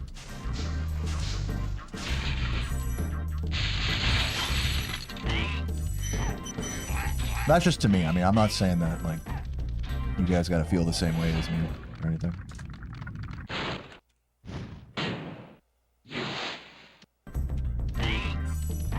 You're cutting your own hair? Nice. I don't think I could do that. My curly hair and stuff, I'd just fuck it up. If I had straight hair, then maybe.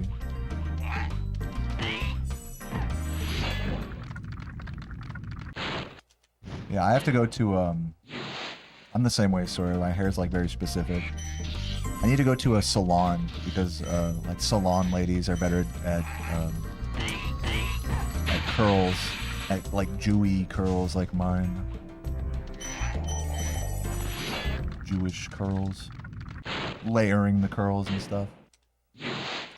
Like if you go to like an actual normal like male focused barbershop, like sure they can give you a good fade, but that's not what I want. You know?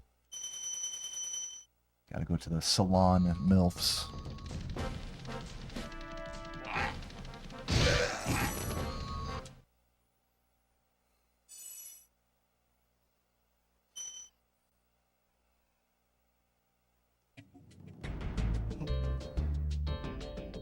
But I haven't gotten my hair cut in like months, as you guys can tell, so I'm not one to talk about proper hair bullshit.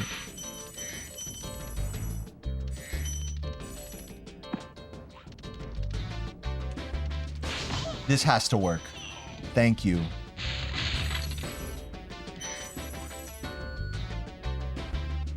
Thank you. Oh my god, finally. How long has it been? An hour and a half it took me to get a run going. Jesus.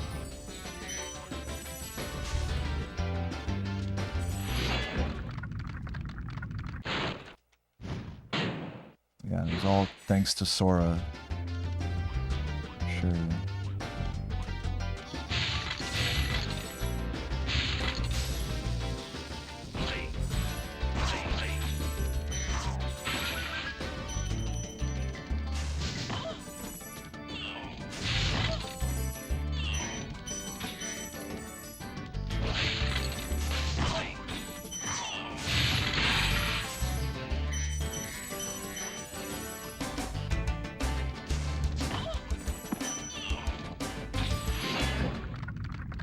Am I Jewish? No, I'm not religious. But I have, like, ethnically speaking, I have, like, Jewish heritage.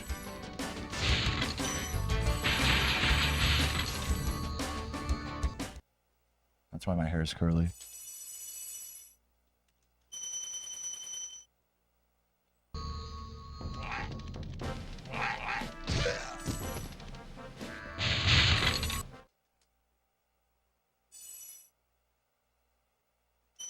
What's up, shirtless man?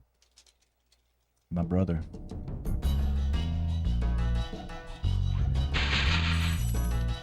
Fuck.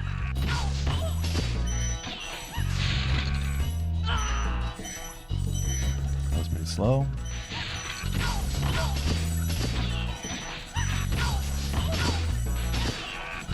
Why I like counting gems so much? That's kind of not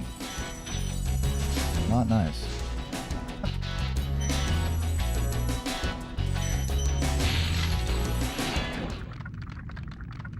No, see, that's what I'm saying. Like, I don't have like a religious upbringing. What's up, Hyromaniac? Thanks for the good luck.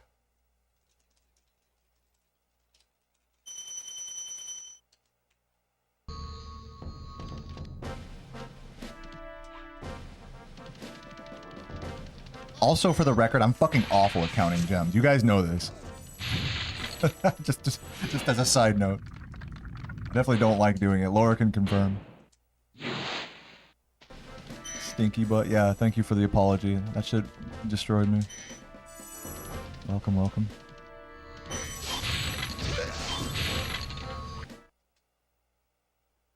Is that a line? No, it's okay. I was hovering over the ban button, Laura, but you'll live this time. Have I never fought Shemp? Yeah, we don't fight Shemp in this category. I have fought him before in like 120%. It's not like I've never fought him in my life.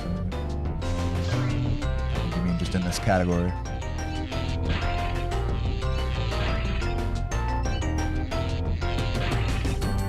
But yeah, no, my upbringing, like, I did go to a church as a kid, but both of my parents were distinctly atheist, actually.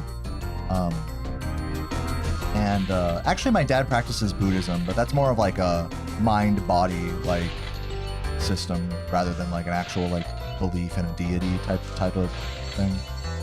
But yeah, so, but despite that, I still ended up going to a church in like elementary school because not for like the sermon or the service or whatever, but just so I could play handbells, because they had a handbell choir and chimes. And I'm really glad my parents had me go there because first of all, like the fucking handbell choirs are they're so much fun.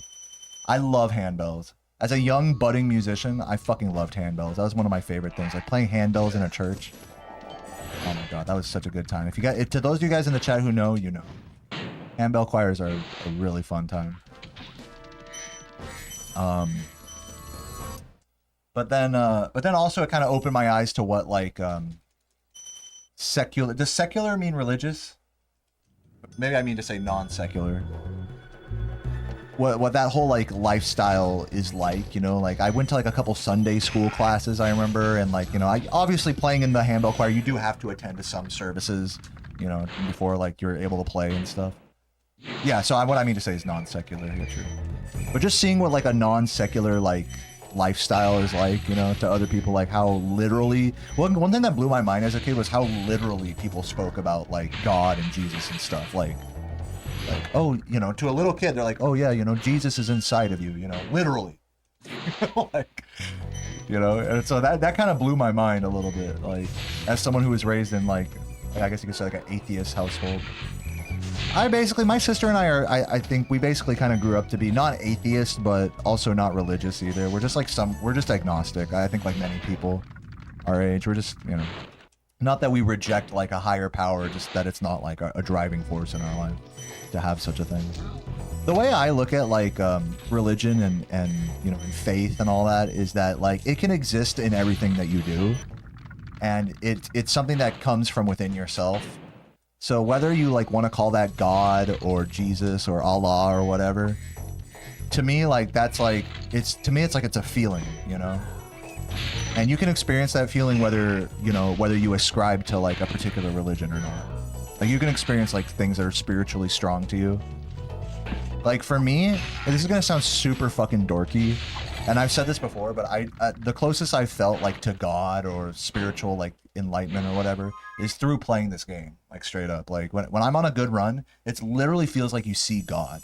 It's because that's how nerve-wracking it is, and like it's like you just see this thing happening that's like so much larger than yourself in front of you. And it's like through your own actions, I believe that you create God within yourself, if that makes sense. Or God, or in other words, like through your actions, you evoke like spirituality. So that's like how I look at religion nowadays.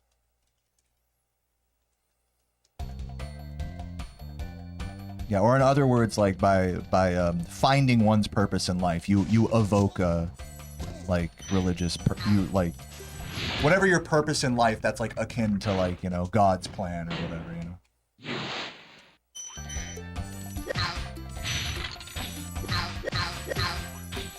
But the notable difference is that I ascribe that purpose to myself rather than having like a church or a sermon ascribe that purpose to me.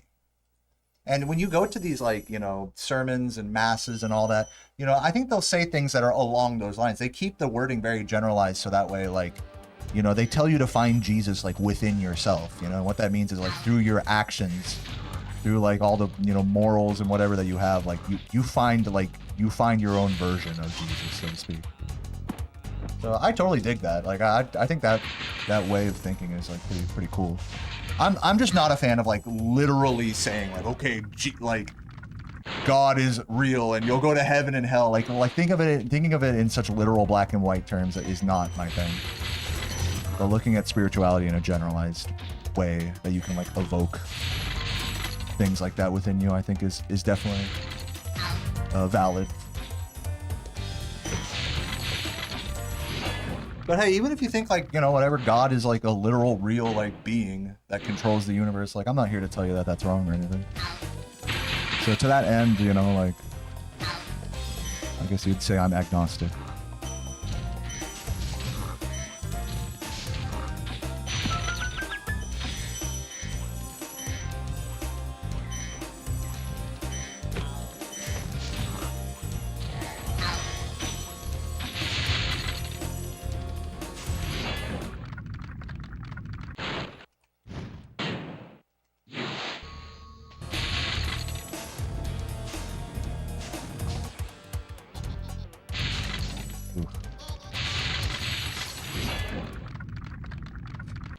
That's definitely true, Dread. Like all this stuff I'm saying, it's all different ways of like coping and like accepting and whatever, just the shit that you do and experience and who you are and all that.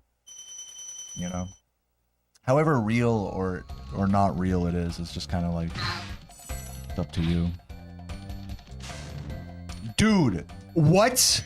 Can I hit a fucking thief? A great way to throw the run. That was awesome.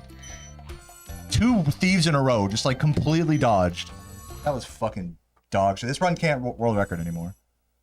That was so stupid.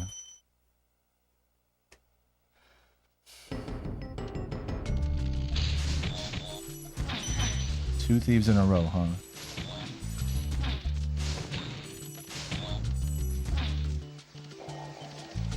I just don't have like the world record stuff within me today. Weird.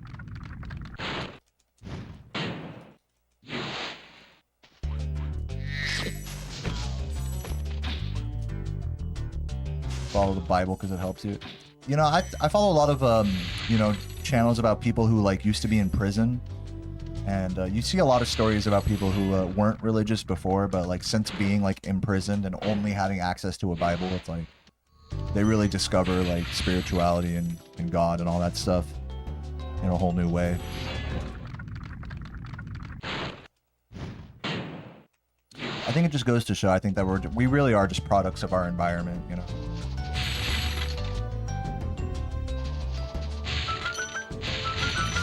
There's no like right or wrong way to be, you know, in that sense.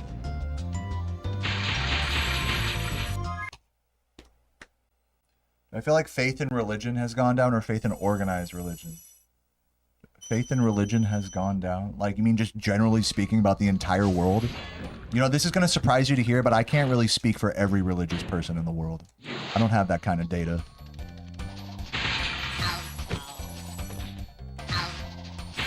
I really don't know what the answers are to that question.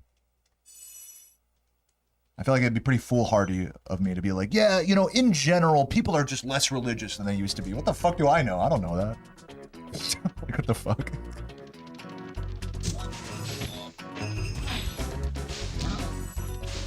In some sense, I'm sure in some senses that it's true, and in other senses it's false. You know?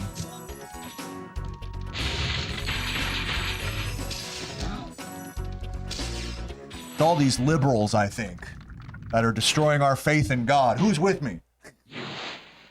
Yeah, right. Like, I'm gonna say that shit.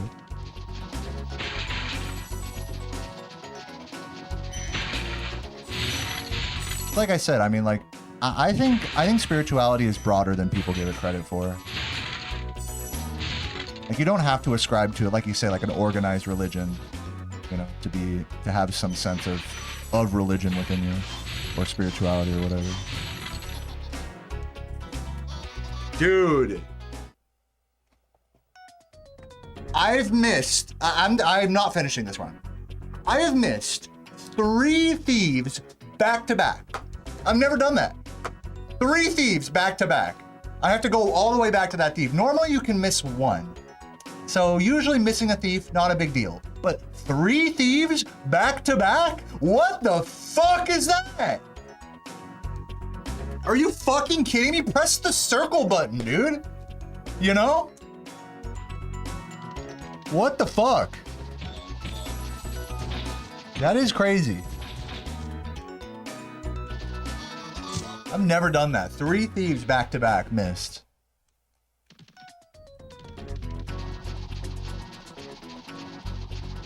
It is nuts.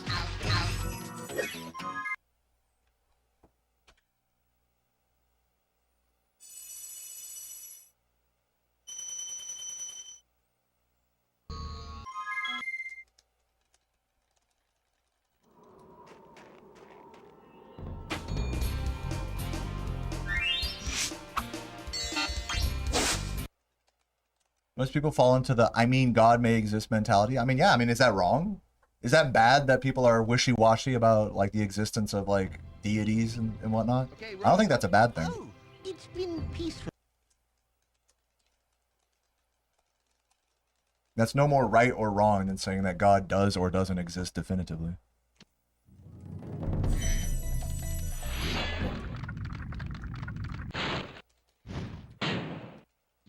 Yeah, the thieves AI fucking got better.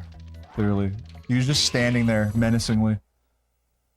Can I replay a segment with Mama to train faster instead of restart the speedrun again? Yeah, that's what I was doing today. You might have just got here right now. Remy, I was literally practicing Mama before doing runs today. Like, replaying the segment, like you said. What you're suggesting is that I don't have enough practice with the Mama. That's what you're suggesting, right? Like, oh, just practice it more. I'm doing that. I literally do that. What I find with Mama Proxy is the less I practice it, the better I do with it, because it's one of those things where like the more you're thinking about, like right now I'm thinking really hard about it because like I've been missing it a lot. So I tend to like over execute it and fucking fail it as a result.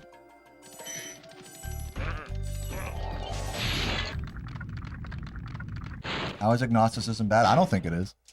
I don't think anyone's saying it is. I just want to like just share that thought that like being like, oh, God may or may not exist. Like, that's not a bad thing. You don't have to, dude, there are things, I feel like in general in this world, like, let's get away from religion here. Like, I feel like in general, like, to be wishy-washy about something is, like, generally, like, frowned upon. Like, politics, for example. Like, who cares whoever is elected, you know? They both fucking suck, you know? But it's like, no, you have to take a stance on something, you know? It's like, why should I fucking take a stance on something? I don't give a fuck. I just play Spyro, you know?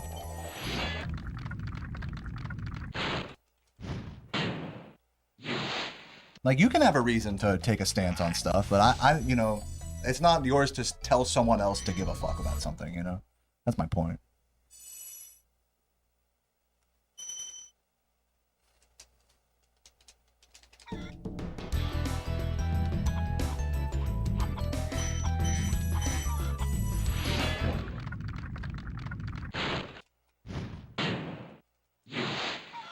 Am I your god? Quite an honor, thank you. Yeah, it's true, Goblin. Like, some things, like, you just can't overthink. Like, the less you think about them, the better they go. Mama Proxy is totally like that.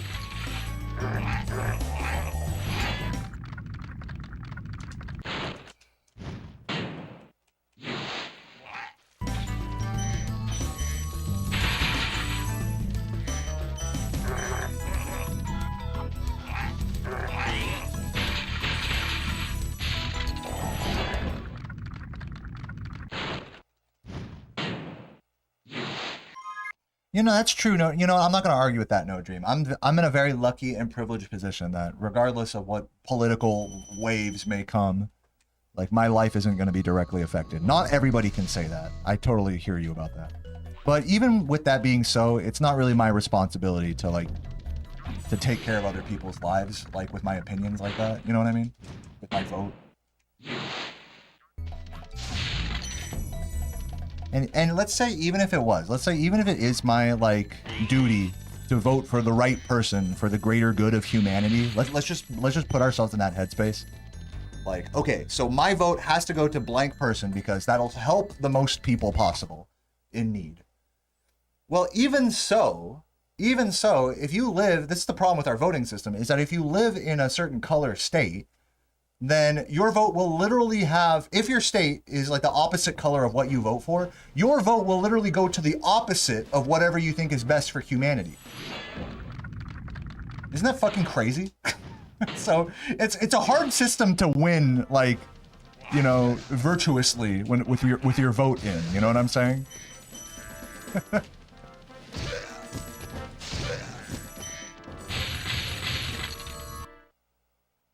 So to that point, you know, it's like I respect that people, like, you know, have a very virtuous, you know, outlook on voting, whether it's like, you know, helping or not.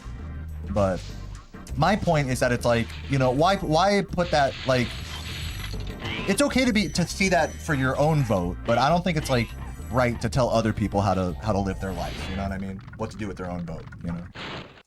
And that extends to like religion and stuff like that, you know? I don't like people coming to my door and telling me to, you know, become a fucking Mormon or something, right? Like, that's annoying. You can be a Mormon. I have nothing against Mormonism. Except that it's extremely silly, but that's just more funny, not something I have anything against. You know what I mean?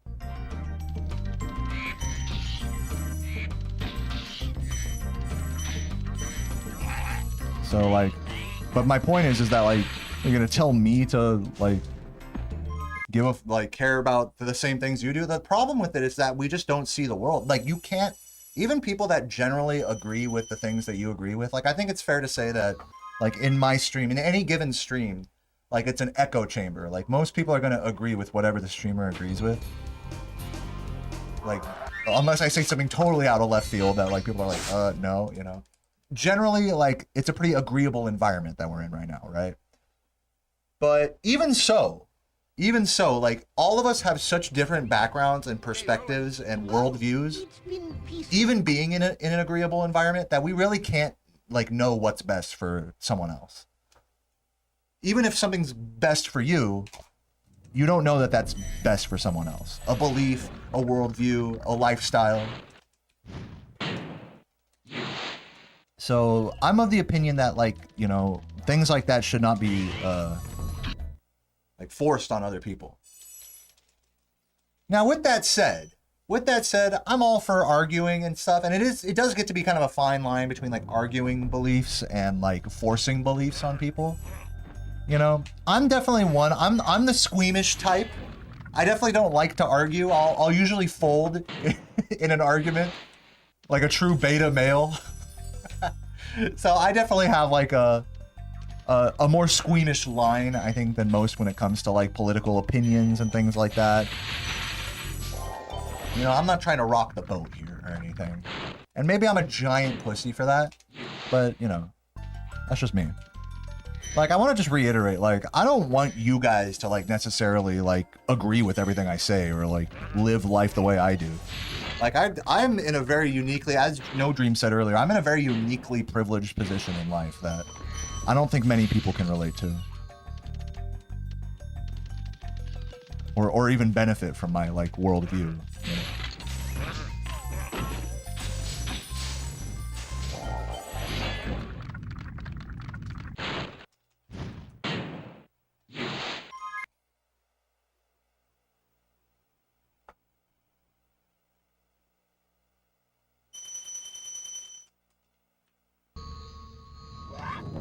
What's up, Nori? Thanks for the good luck.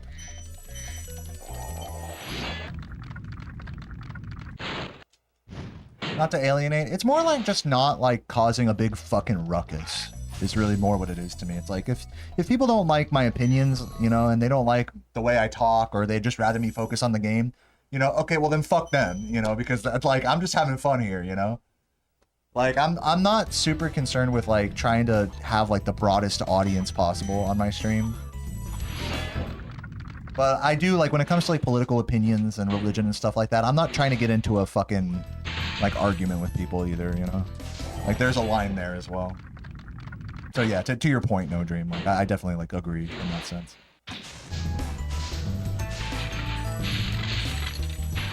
If people are alienated by my attitude, my outlook, my topics of discussion, you know, that's, you know, I probably don't want those people here anyways, you know. That's like kind of how I look at it.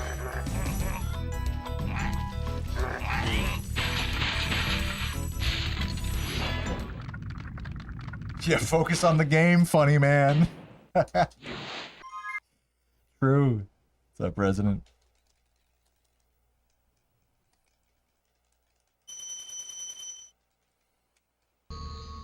I'm a proud beta male. They call that Sigma nowadays. Sigma balls.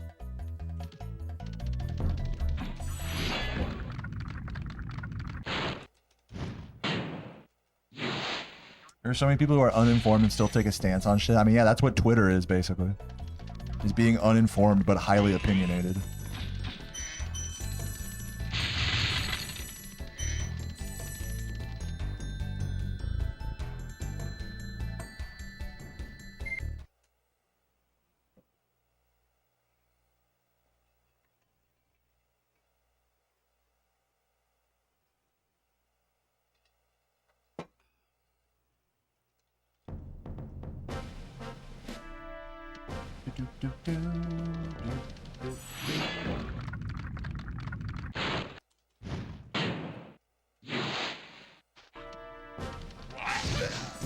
You thought Sigma was the good one? I was under the impression that Sigma means like you're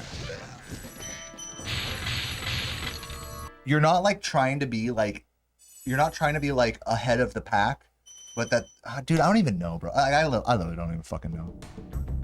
It means like beta, but in a good way. That's what I thought. I don't know. I don't fucking know. It's all tied up with like weird incel-y shit as well, so it's like it's kind of hard to pin it down. A lot of bias in the interpretation, no doubt. What's up, Billy Ath? Thanks for the good luck.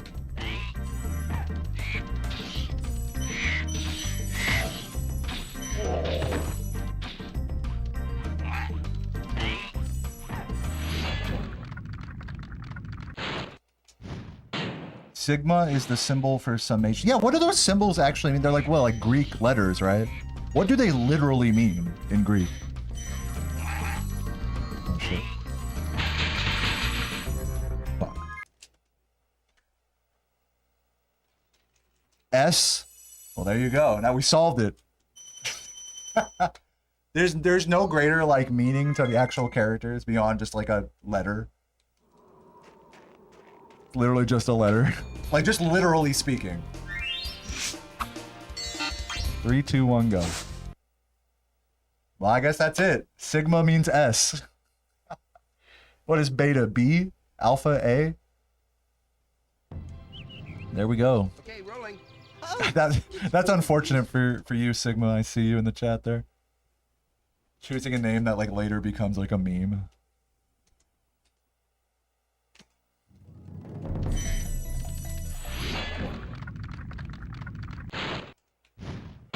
That's why I'm glad my name is so stupid, Deo Man, because it's like nobody's gonna like, you know, no fucking random ass like Minecraft YouTuber is gonna like, you know, create an account named Deo Man and like take all my search, you know, hits or whatever. Except I have to explain I don't have to explain it that much. I have to explain the shirtlessness more than I have to explain my username. And I don't have to explain shit either. I just like to.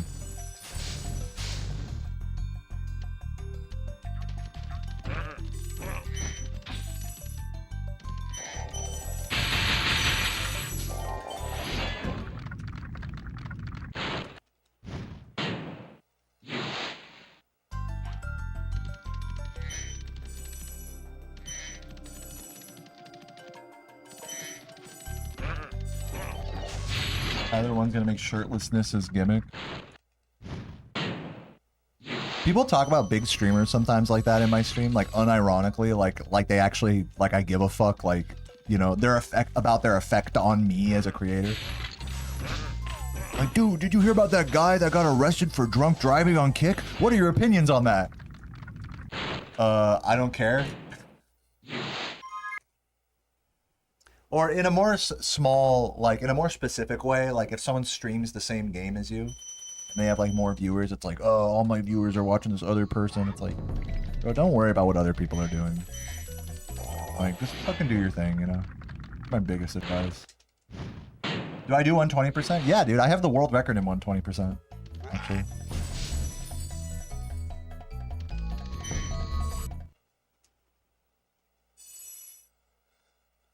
Am I in a hot apartment or do I like showing off the chess carpet? I mean, a little bit of both. I'm not gonna lie. Actually, I don't, you know, it's not that I like, I'm gonna be honest. I actually think that being shirtless on camera is like actually a bit of a turnoff. If I'm trying to appeal to like the most people possible, it is a bit of a turnoff for some people. Like, yeah, I could tell in like the YouTube comments and stuff that just some people just don't like that. Just for whatever reason. And some people just hate a shirtless man on camera. But that is a small minority of people. And I think also like, you know, if I'm gonna play psychology here, like I think it like prepares people for like a certain level of unhingedness that like I'm not afraid to talk about certain things or be a certain way or whatever. So it's less of a gimmick and more of like a red flag that like be prepared for this guy to be like a little bit weird, you know. Like I'm not your standard like family friendly like, you know, speedrunner. Yeah, my nails are painted.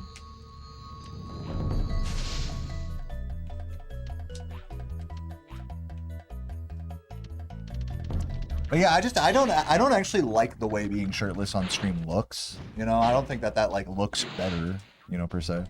Just generally speaking. That's why I actually intentionally try to hide my nipples on camera because I feel like it looks worse if you can see my nipples. Like it's even more jarring. Like at least if you just see my bust like this, it's like all right. Maybe he has nipples, maybe he doesn't.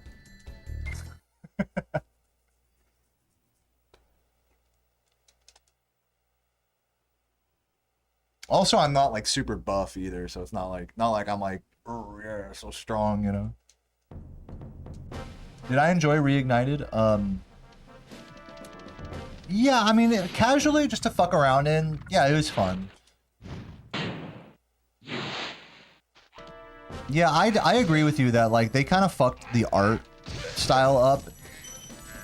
It's because, I don't think it's just because of the nostalgic goggles. My opinion about the art style in Reignited is that the environment design is fucking amazing. Like, the actual, like, reworking of the environment, all the lighting effects and the grass is all really good. But it's everything else coming together within that was not melded correctly.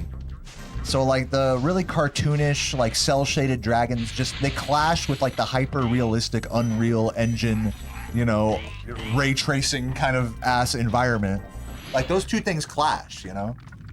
Even though both things are cool on their own, they're not, like, they don't go together, you know? And then with the actual collectibles, you know, they're so small that they're, like, hidden within this grass that initially was like, oh, it's cool-ass grass. And then it's like, wait a minute, now I can't see the gem. So what was, like, a cool thing now is, like, an annoyance. So yeah, I think each individual artistic part of Reignited is good, but all together as one, they make up something less than the sum of their parts.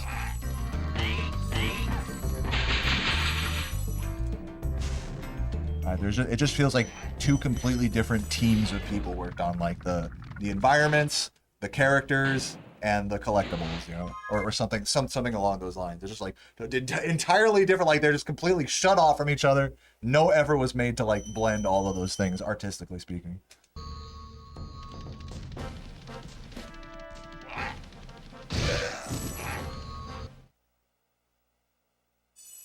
The dragons are too hot. Yeah, I mean, all right. Yeah, I don't hate it either. I'm right there with you, JS. Like, I totally share that opinion.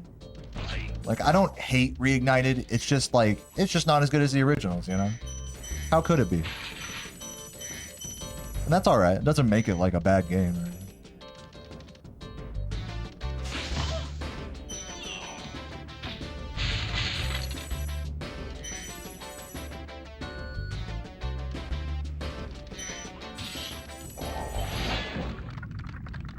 Yeah, aesthetically speaking, I think the originals like are just artistically, especially like color, like wise, like Just the whole art direction of the original trilogy is just way stronger than Reignited, despite the graphics being better in that game. And I'm trying to look at this not with nostalgic glasses and not just like with the headspace of like, oh, low poly is cool, you know, but like thinking about it a little deeper than that.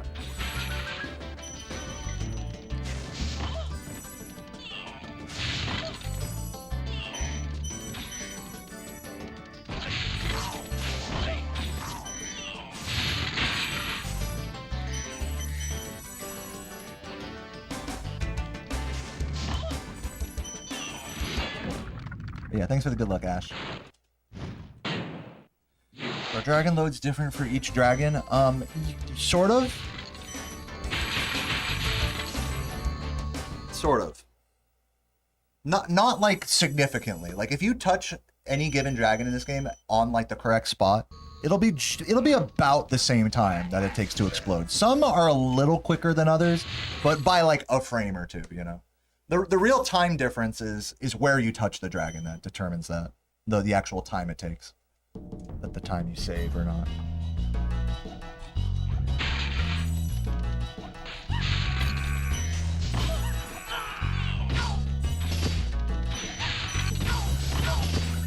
Also, I might be completely like wrong about like that. It might be that every dragon is exactly equivalent if you take away like the concept of dragon touching. Like past the optimal dragon touch, are there differences between the times that dragons take to explode? I don't know. Yeah, but I can definitely at least say if there is, it's not a significant amount.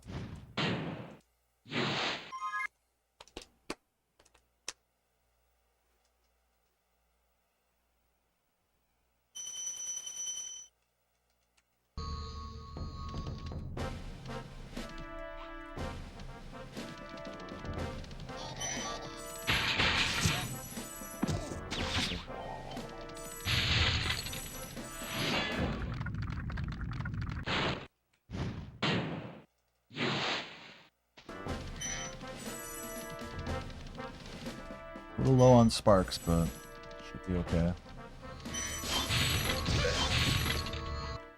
The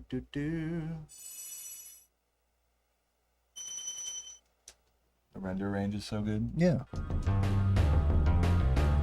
mean, that was a big selling point of this game originally back in like the late 90s. If you think about it just back in that context, like the fact that you can see in like off in the distance, like is like that's a big deal for a 3D PS1 game.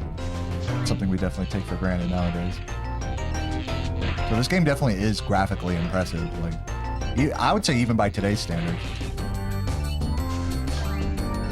The only thing that's not graphically impressive about this game is the polygon count. But that's it. You know, the actual frame rate is really stable. It's a stable 30 FPS. There's rarely frame rate dips in this game. Like you literally have to go out of bounds, like into weird spots to get the frame rate to get like wonky and shit. For the most part, I mean, there's slight exceptions to that. Very slight.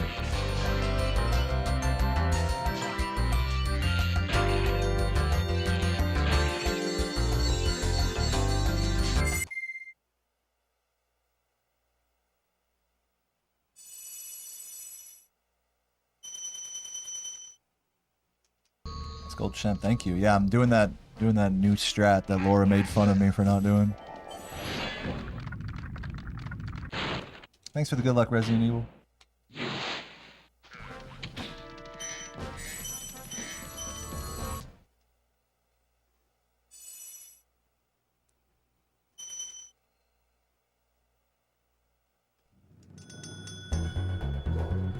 You get nervous when I'm on green sparks.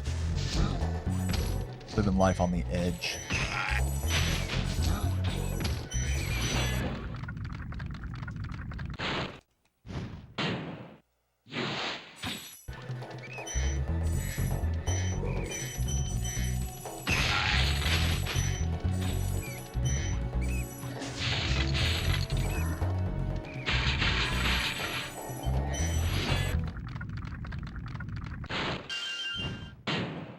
Moldy banana.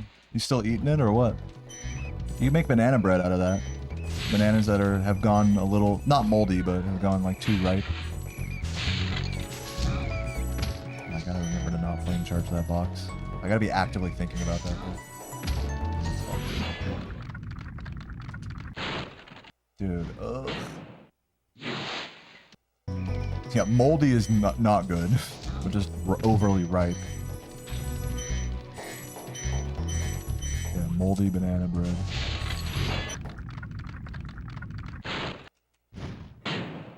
Your daily gimmick.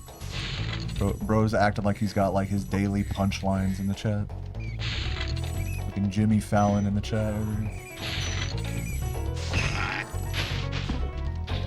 People have done shit like that in my chat before. They like come in and they like always say the exact same thing. Like they have their little tagline, like it's a fucking forum signature or something. What up, guys? It's, you know. Hey, penis in the butthole. How's it going, guys? You know, it's just me once again saying penis in the butthole. You know, it's just my tag. Like, bro. Shit. Just funny. What's up, Polly? I don't hate on it. It's just funny. Like, it's like you guys got your own little tags. It's fine. Oh, come. Now I know Ash is here. Ash hit me with the cum. Hey, that's just like Ash to come. Oh, man, Ash. Look at everybody here just coming. Yeah, like the Chile guy. That guy's just fucking annoying.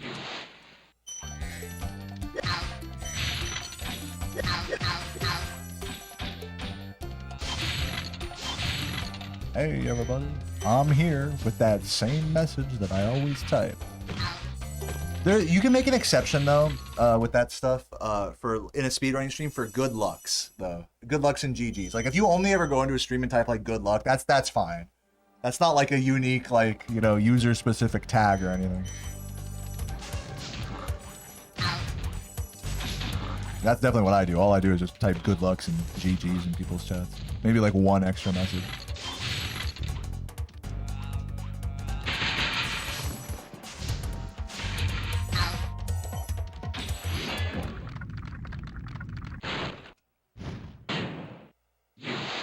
Oh, DJ Skinny Penis.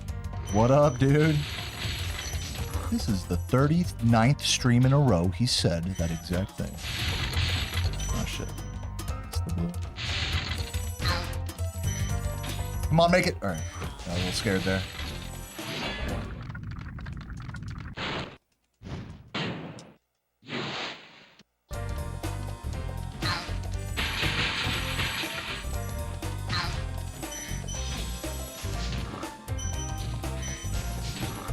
Dude, another missed blue. And I fucked that up as well. I'm a fucking idiot. Losing a ton of time here. I was supposed to flame the thing first. I think world record's dead at this point. If I'm being completely honest. Probably losing like 5 to 10 seconds right now. I'm already behind. We'll see. Hopefully I can stay less than 10 seconds behind on this split. Ugh.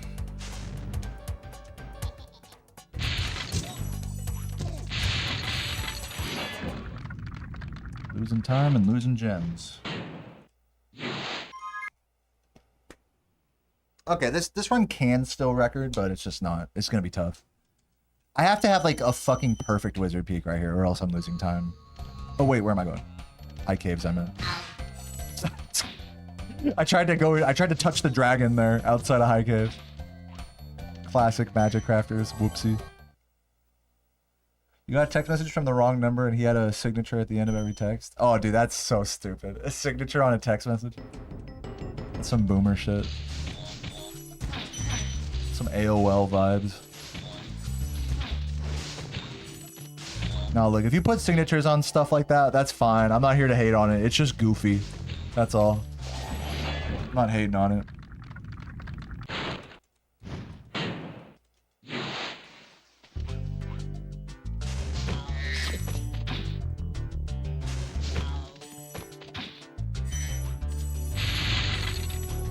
Dude, fucking just come on.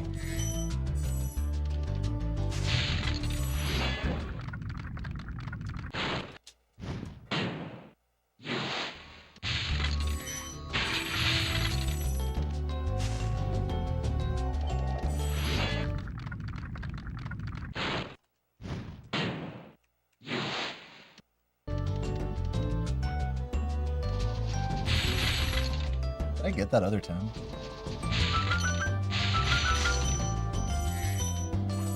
Let's see.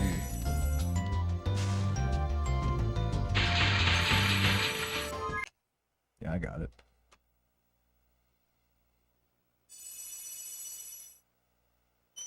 It is possible to supercharge through a spring chest and not collect the gem, like if you do it like on the edge of it. I think if you're grounded, you'll always collect the gem, but if you're in the air, you'll miss it. I think that's how it works.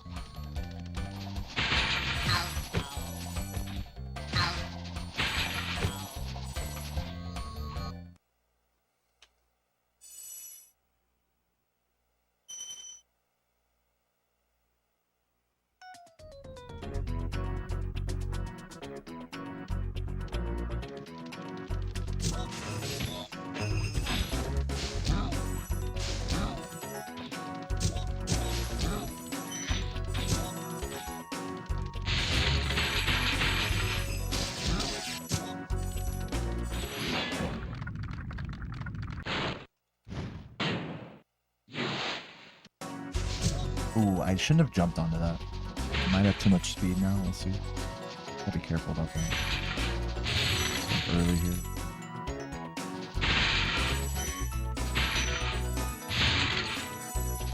No! I'm gonna go pee. I'll be right back. You guys look out at the endless expanse here.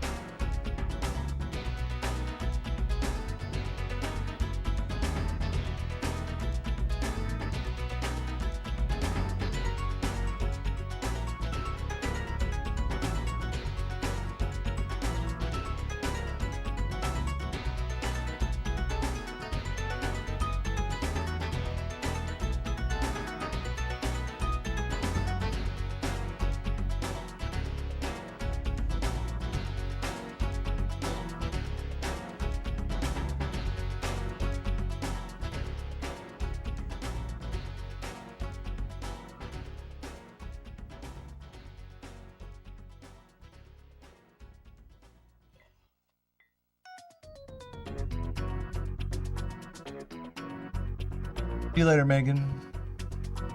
Oh, Magic the Gathering, cool. Yeah, we're still on world record pace.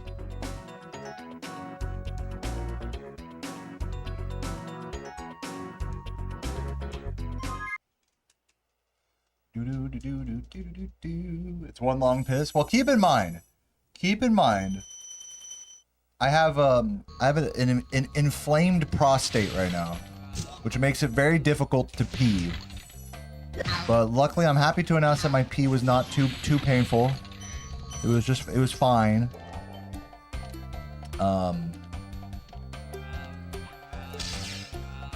And what else? And then also I went and kissed my girlfriend. I went and kissed Sarah for a bit, and then I got water. 3, 2, 1. Go. Did stream just die? No, not for me. Looks like it's still working.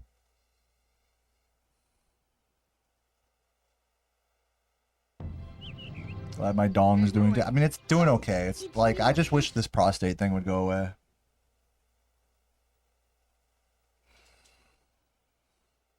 It's fine though. It ain't the end of the world.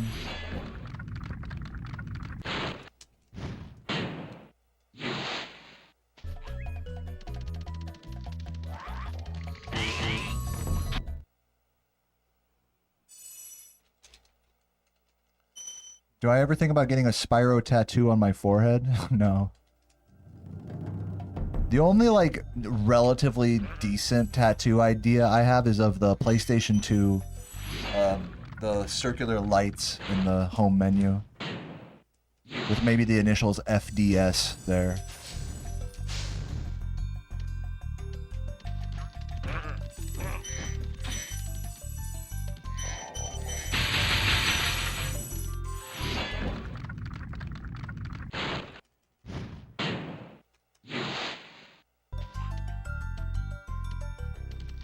Stream immediately dies? Did it? It seems like it's working fine. I mean, OBS is telling me everything's fine. What's up, Marnie?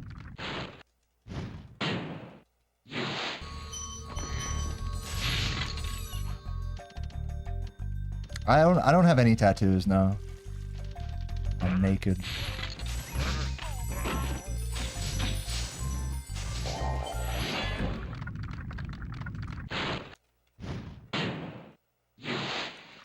Just joking around, my bad.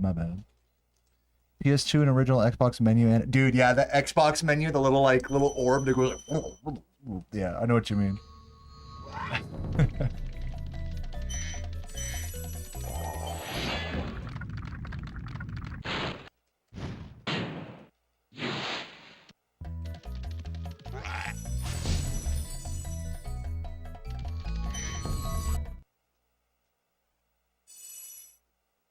Prostate pain review. Do you want me to keep talking about my prostate, Sora? You can just tell me you want to hear about my fucking prostate, bro. You can tell me. I mean, you can be honest. You don't have to disguise it behind like, oh, I didn't hear you, Deo. Talk more about your how much it hurts when you pee and stuff. Talk to us about your penis pain. It's not that I want to hear it. It's just that, you know, I just missed it because the stream was choppy. So, you know, I'm gonna need you to just kind of go into extra details here. Show me the medical records. Can we see it?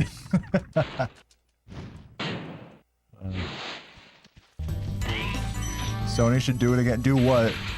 Have a prostate issue? I did. You know what, Lucky? No, I didn't. Thank you for calling me out. No, I did not do it. Yesterday, I broke my streak of skating every day. I didn't even barely go outside at all. I failed in my being exercisey mode.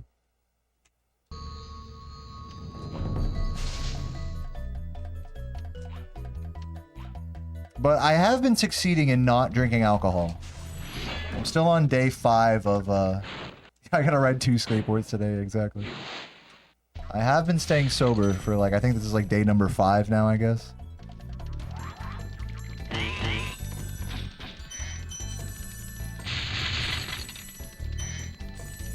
So that's nice.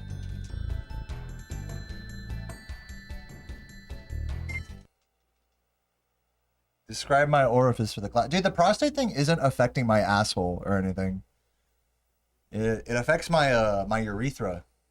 So like it just makes it weird to piss. That's all it is. You love to get drunk? You've been sober since February, no alcohol? Nice. Yeah, good for you indeed. Proud for you. I gotta say, it's not like my life is like notably better after not drinking or anything.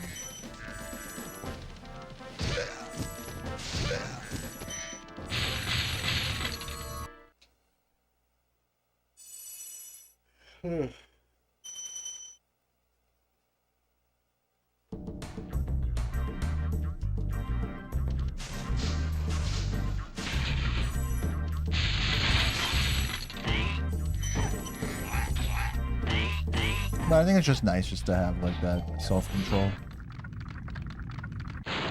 Yeah, that's my only thing with I'm kind of the same way with just any alcohol, Ryan. I just get headaches. So that's the only like real like negative thing with alcohol for me. It's like I get dehydrated and get like headaches, even though I'm chugging water.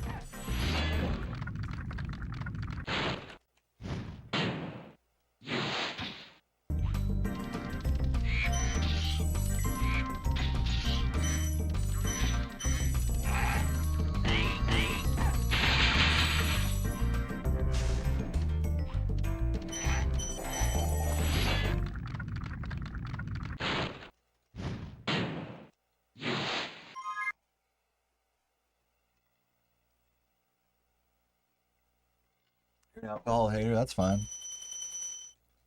I'm definitely not like a... I'm not gonna sugarcoat the fact that pretty much any alcoholic beverage is essentially poison.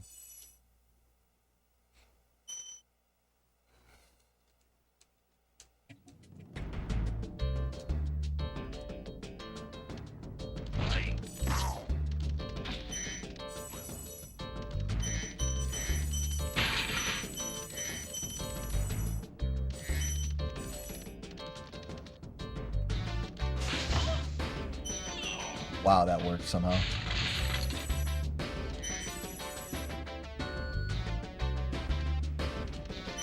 Love it. Now we're getting some mamas here.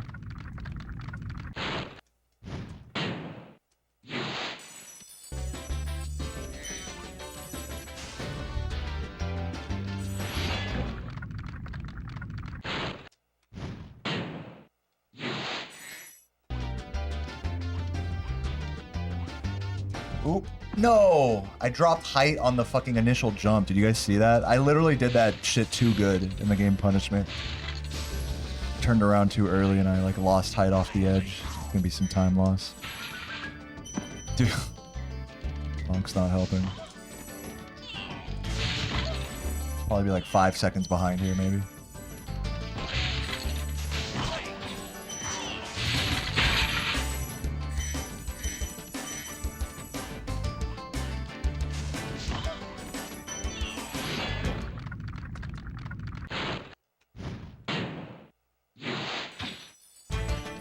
Nice, barely got that blue. That was clutch sparks right there. Oh, I missed the gold though. Or did I miss the gold? 280. Yeah, I guess it was a blue I missed. Chill. Oh, I got all of them. That was rare.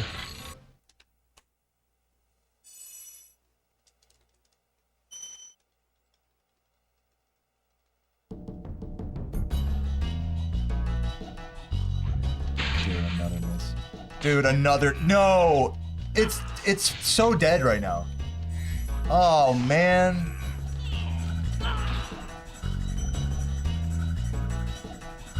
Dead. I was gonna be like 10 plus seconds behind, losing like 15 gems. Like, I could have tried to make that work, but... The fucking roll. The roll slap, that was sick.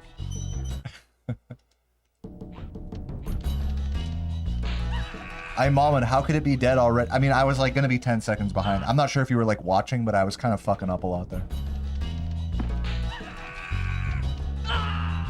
Who discovered Mama Proxy? I think Tuval.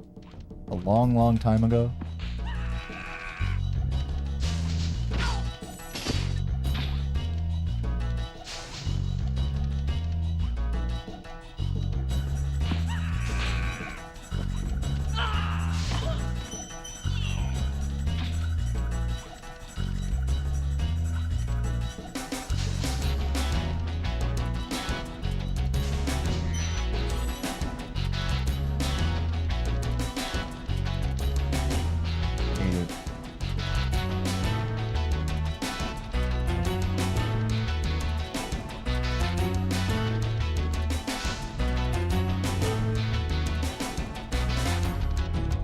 Literally Laura's fault for making fun of me at ESA. You can blame her for that run dying.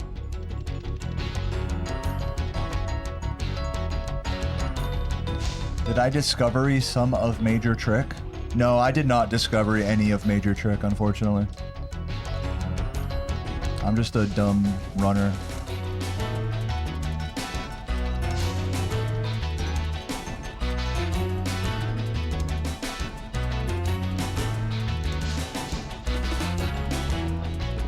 How do I get chat so fast on my screen? Pardon the ignorance, but back in the old days, there was a huge delay. Now you're noticing some streamers. I don't know. I think just the technology has just gotten better over the years. I don't think it's any more complicated than that.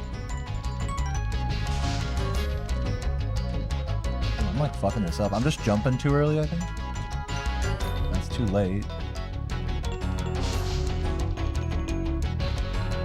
Like a very specific spot.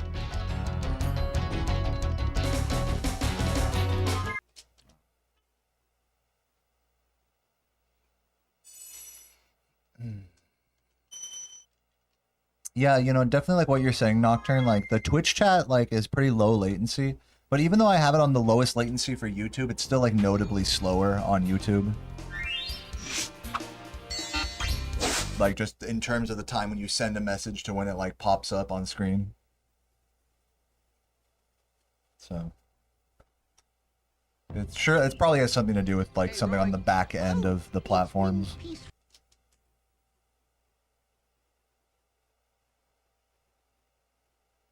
Yeah, true, Daniel.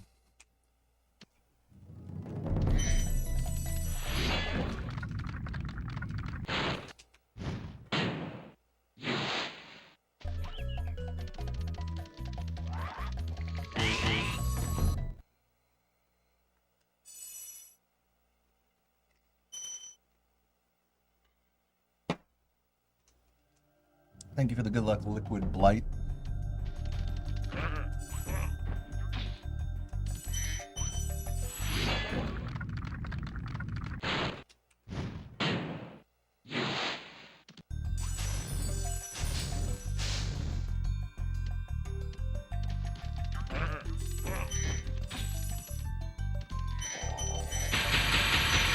Miss all of those? Okay, cool.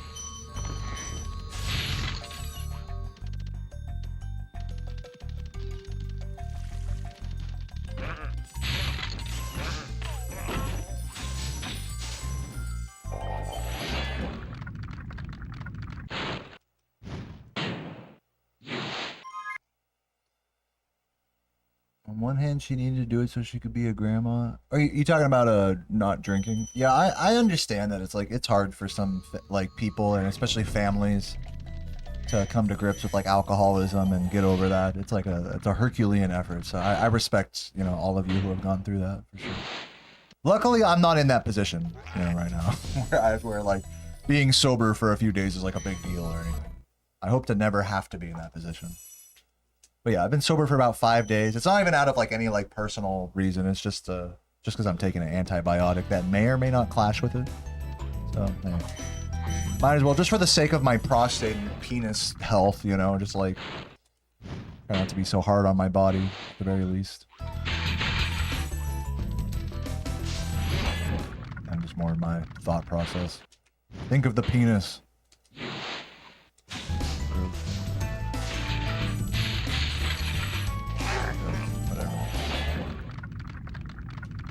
Prostate is temporary? I wish. I wish you could just have your prostate removed. Like your tonsils or something.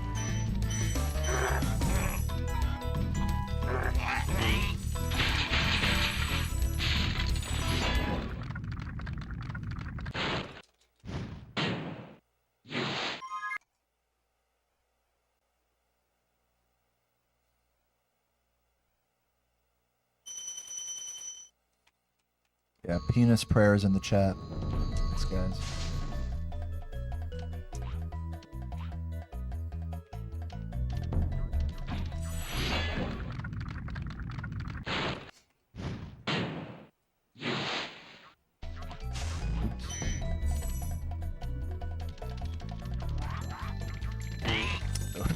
7 gems missed here so far.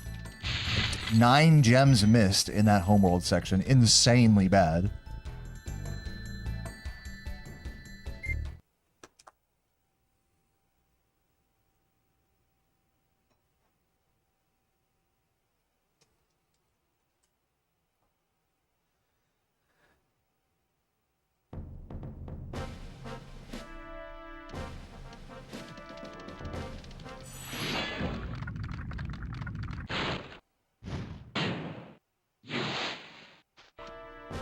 How insane? I mean, the run's not dead yet, so not that insane, but now I don't really have a lot of room for error in these next. I have maybe about 15 more missed gems, room for error, before the run really starts going downhill.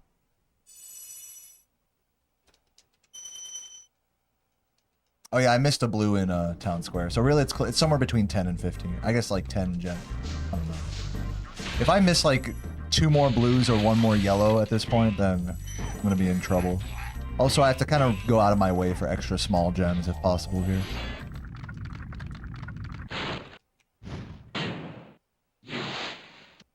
There's still a lot of game left to go here, so you know, I can recover it. It's just not a good start.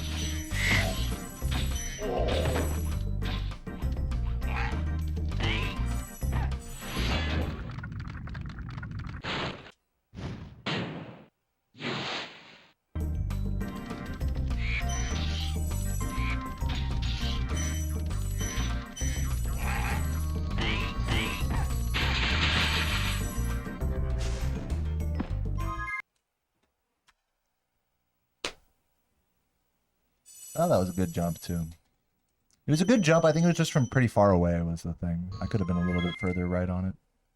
Starting to get a little hungry here at the 2-hour, 45-minute mark of the stream. I'll give it another reset or so. And I might grab some snacks here in a bit.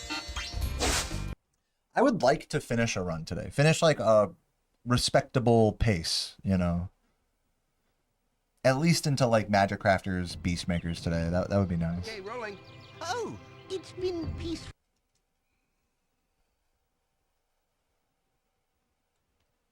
If you didn't have a prostate, would the pee just fall out? I don't know. Okay, get a 3657 real quick. Respectable. Anything less is just completely dishonorable. That'd be poetic if it was a 3657, because that was like the first 37 that I ever got in this category. Was a 3757, I think. Or no, it was like 3758 or something, and then I lowered it like 1 second, like the same day or whatever. Some bullshit like that. But yeah, it like landed on 3757.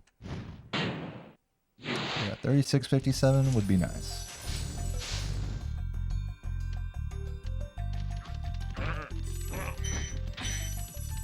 Oh, it was 3701 or 3801, then 36, something like that. I don't know, dude.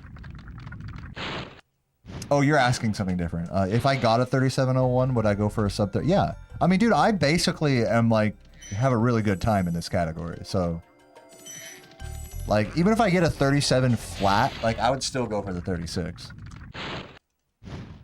I basically have, like, close to that. I have a 3703.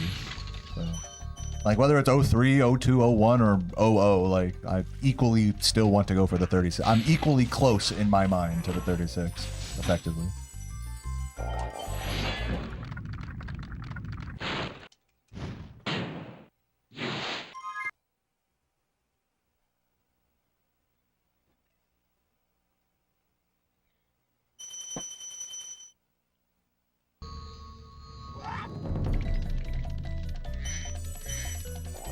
I did get a 3704 since continuing this grind past my PB, my current record. What's up, Sora? Thank you for the good luck.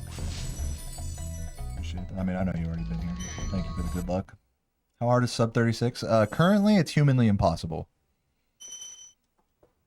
That might change one day. Thank you, Ice Thunder. It's not like I'm getting 36 5x this run anyway, so what makes you say that? I mean, we're just at the start of this run. Up, Chaz. The TAS record? The TAS is... oh my god. The TAS is 33 something, I believe. 33, 32, I don't know. It's 33 something.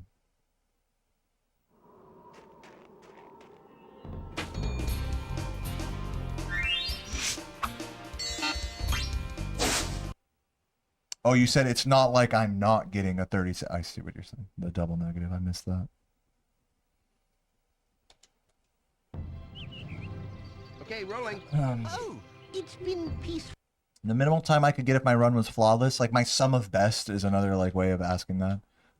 It's like, according to my splits, it's like a high 35, but that's like pretty inaccurate. I think a more accurate sum of best would be like a mid 36, like 36.3 or 4x. Like 36.3x, I feel like is a realistic sum of best for me.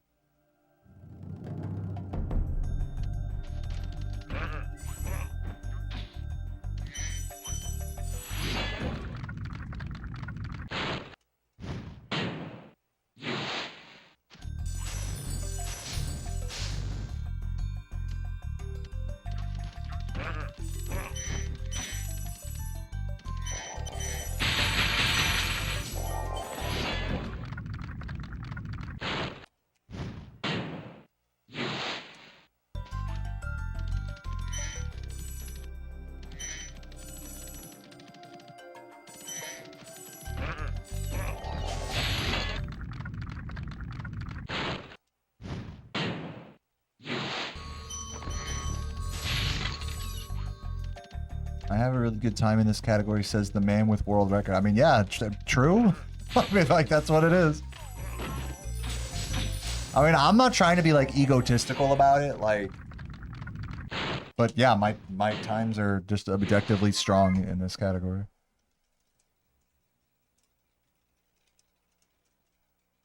I'm not saying I'm cool or anything. Like, I don't think spending your whole 20s... You know, spending an entire decade of your life on a video game makes you cool or anything. To me, actually, it does. I actually do really respect that people, like, put that much time into a game. But in the grand scheme of life, I mean, it's like, what are you doing, dude? What are you doing? What am I doing with my life, you know? It's a perspective thing, as far as the ego trip is concerned. Oh, you're getting a sushi meal? Nice. Enjoy the sushi, John Riley. That shit gonna be delicious.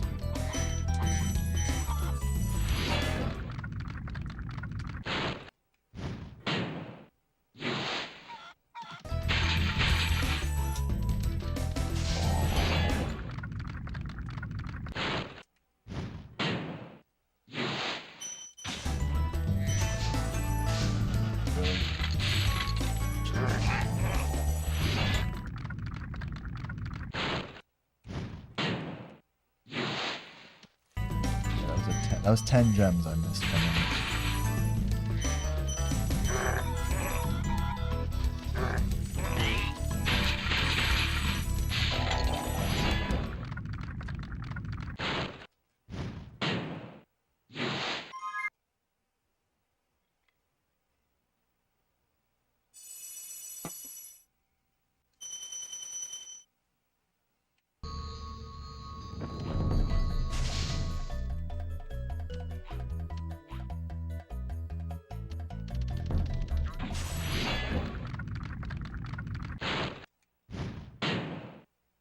No Shadow of Valor.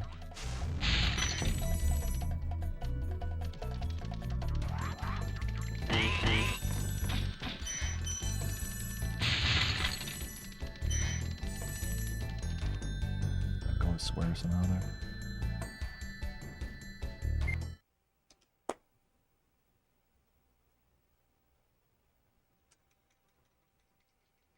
Ugh, man. Been almost 3 hours of streaming today.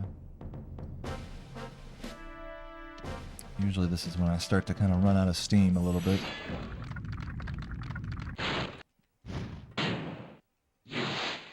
I am going to be making some carne asada later tonight, so that's going to be delicious. I might grill some Brussels sprouts on the side as well. It'd be yummy.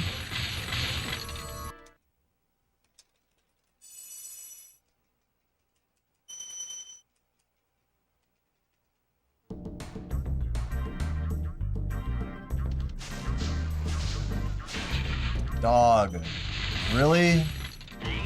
I'm resetting that. That's fucking ridiculous. 2 yellows missed before even starting Dry Canyon. Are you fucking kidding me, man? Get that shit out of here. I was in a position right there where I just couldn't miss any more gems, basically. Are you that early? Like, are you fucking joking? I missed 2 gems. I missed 2 important fan chests, and I was a fucking pixel off on 2 fan chests, and my run's basically dead for that.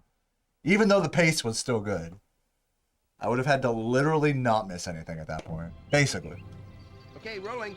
Oh, it's been peaceful. It's ridiculous. What's my biggest weakness other than my prostate? I don't know. I'm lazy. Just generally speaking, like, I'm a procrastinator. I sleep in. I fuck around on my phone a bunch. So yeah, I think productivity is a big weakness for me. I don't stream for super long. I'll just do like a 3-ish hour stream at any given day.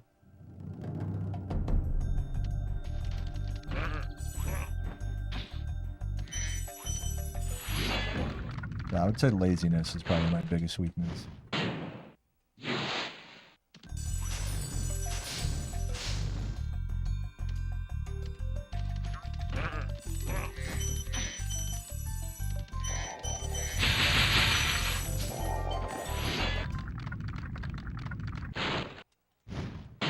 Hope you get better soon, Lucky Foot.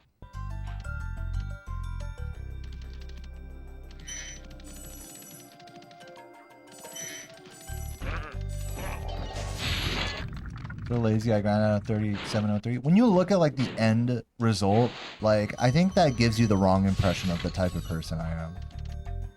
You know, it's like, wow, dude, you have like world record in this game, and you know been doing this for so long. I mean, like, sure, I'm disciplined, but I'm still lazy. I know those things maybe sound like they're at odds with each other, but like, I'm just saying I'm lazy in the sense that like I could be making more of like my day-to-day life. This is the one thing that I do commit to actually doing a reasonable amount of time every day. But this is the one thing in my life that is like that. So maybe I'm not lazy per se in this game. But like, I'm just speaking generally. They asked what my weakness is. Like, I think that was meant to be like a general question about life. I think generally speaking, I am still lazy, despite being quite disciplined with this hobby. I know it might seem like an oxymoron. Just how I feel.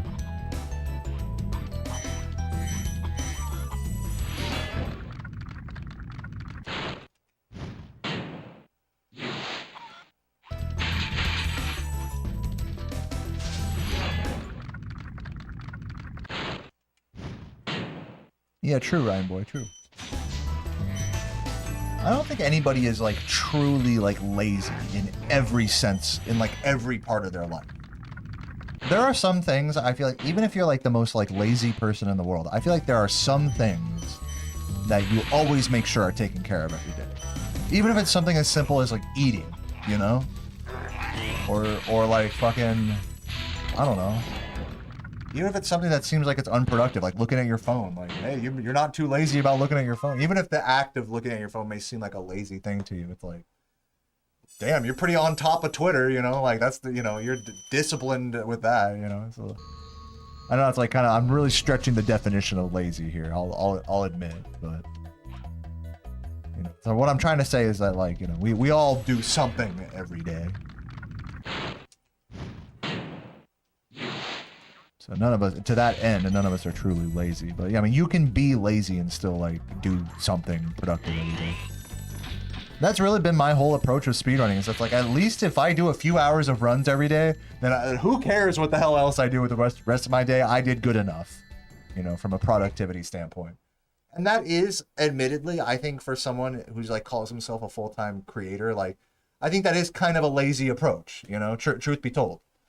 It's better than doing nothing. I mean, it's not that lazy, but it's still like, you know, I've always been, or another way to say it is like, I've always been like a bare minimum type of person.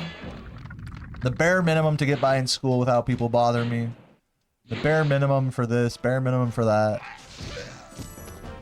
I like striving for the bare minimum, to give myself as much free time to just do nothing and just be lazy, you know? So, yeah, but with that said, you know, I'm super proud of like my accomplishments in this game. It's not to take away from that at all. I just think both things are true. I'm highly disciplined in this game, but highly lazy in other things.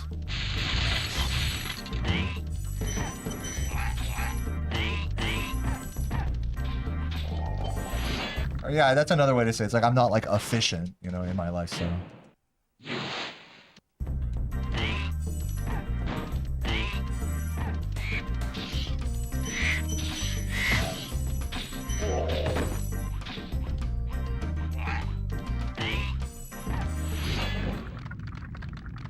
Not internally motivated.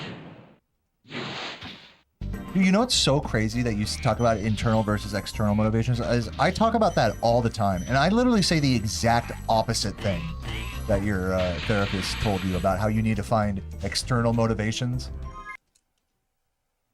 I'm of the opinion that like you need to have things, you need to find something that you like to do regardless of what outside factors are involved. So, for example, in speedrunning, I like to do it because I just like playing this game. Even with all the bad, you know, with resetting and everything and, you know, whatever, like, feel like you're wasting time or whatever. All the bad feelings with speedrunning, I take because I still like doing it regardless, you know. Even if I don't make $1 doing it, I still just like sitting here and just trying to get a good run. That's just like an internal thing for me. Okay, rolling. Now, externally speaking, like, I would love to get a world record. That's like some external validation. I love to get like my, you know, subs and stuff and like be financially validated by a community. But those are external motivators. You know, if I'm playing this game just to get subs from you guys, like well, I'm going to burn out. You know what I'm saying? I'm not going to be having fun. So I believe that it should be internal motivation that drives you to do things, not external. But that's just how I work. I mean, you know, everyone's different, so whatever. If the other way around makes more sense for you, then hey, I mean, I'm not here to talk shit on that.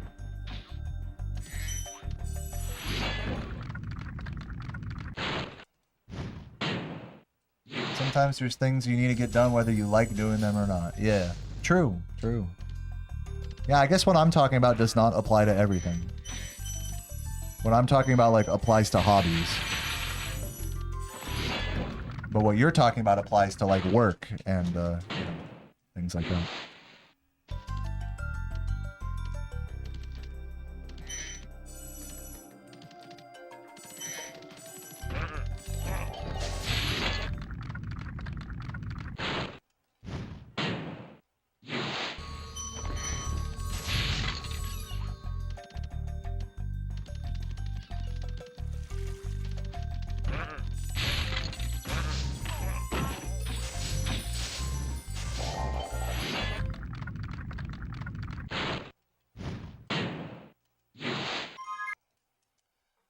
What if I only enjoy the accomplishment? Or am I doomed to suffer? If your only motivation for doing something is the end result, then yeah, you are going to suffer and probably not reach that end result. Yo, Brandon, thank you for the $2. It says, I ran a 5-minute mile today. How fast could you run one? Not 5 minutes. I don't know, like maybe 10 or 12 or something. I don't know. Probably not. Definitely not that fast. GGC, Brandon. That's really good. Thanks for the $2. Oh yeah, I mean, I just think like with like hobbies, like these types of like this is a hobby that I'm doing here. If you're so focused on the end goal, I mean, it's just not a healthy way of doing anything. Really.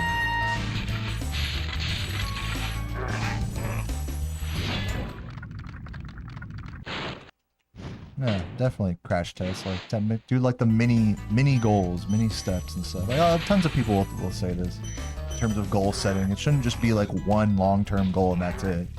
There should be like a lot of little goals along the way. So for me, like little goals, even though I'm not getting the world record I want yet, or the 36, like my little goals are, you know, they go beyond just getting a PB. It's like, did I have fun on stream today? Did I talk about things that like made me feel like, did I like learn something talking to my chat today, you know? Like, did I do good despite like runs not going well or whatever? Like, I look at those as like small like wins during my speedrun time.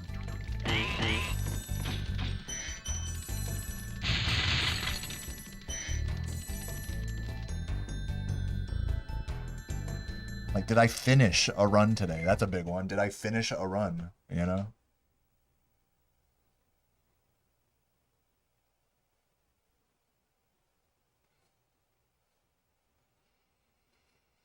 I don't run, you mad jack. I don't know what that means.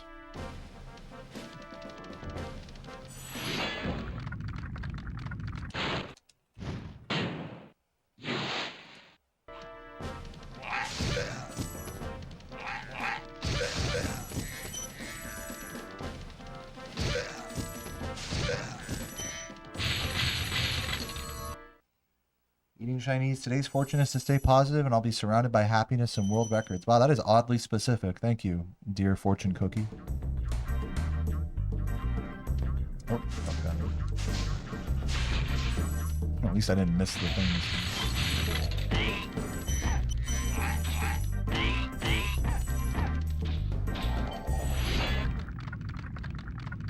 Yeah, my runs are dog shit today. I'm just gonna say it, guys. Like, I've been going for like 3 hours. Haven't finished a single run. Haven't even gotten a single run to Beastmakers. My runs just suck today. But, you know, I'm still here playing. I'm still keeping a solid headspace. I'm not, like, upset too much. So, I'm chilling. I'm quite, like, I'm quite, accepting of the grind today.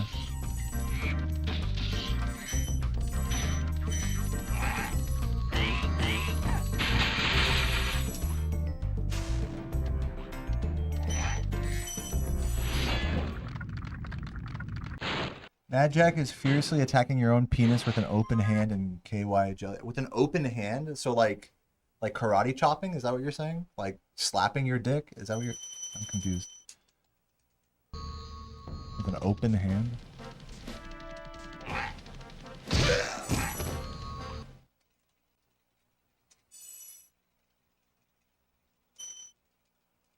If you just mean like furiously masturbating, like I get it. Play to that.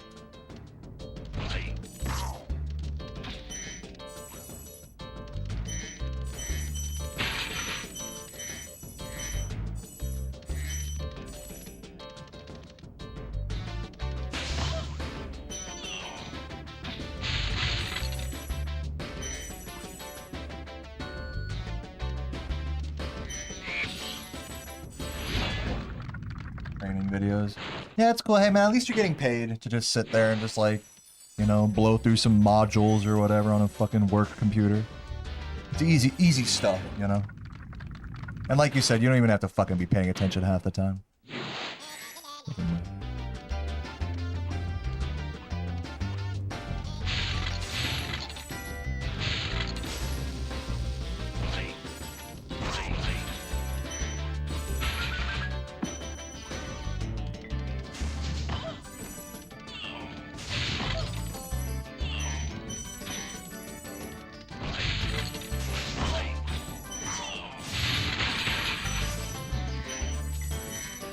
Blue and a green.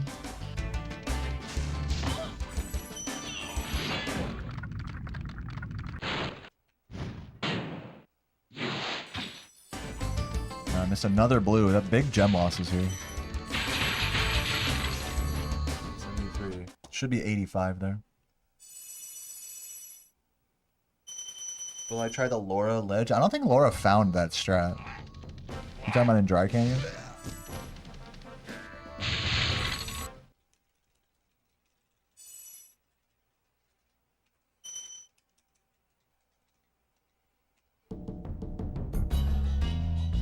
Call it the Laura ledge, though.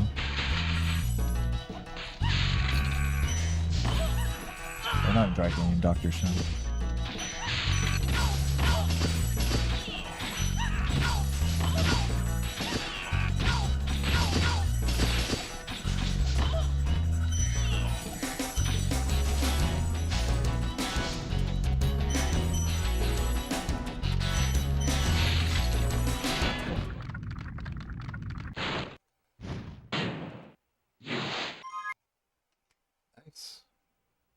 Good level.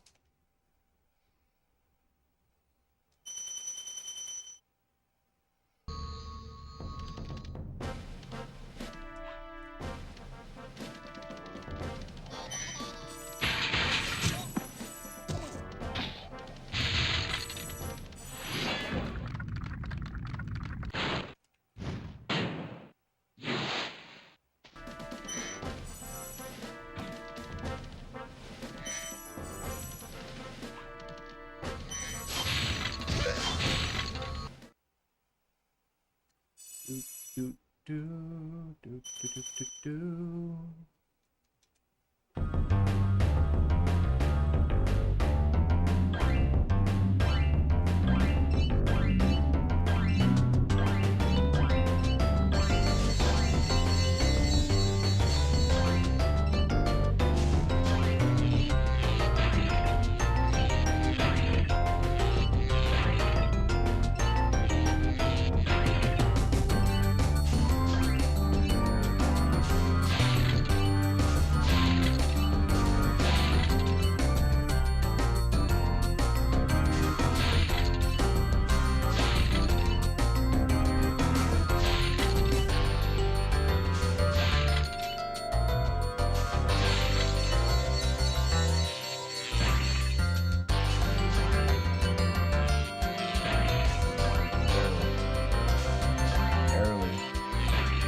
Murder on those lamps.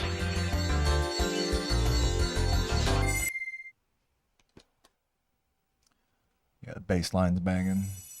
Doom, doom, doom, doom, doom.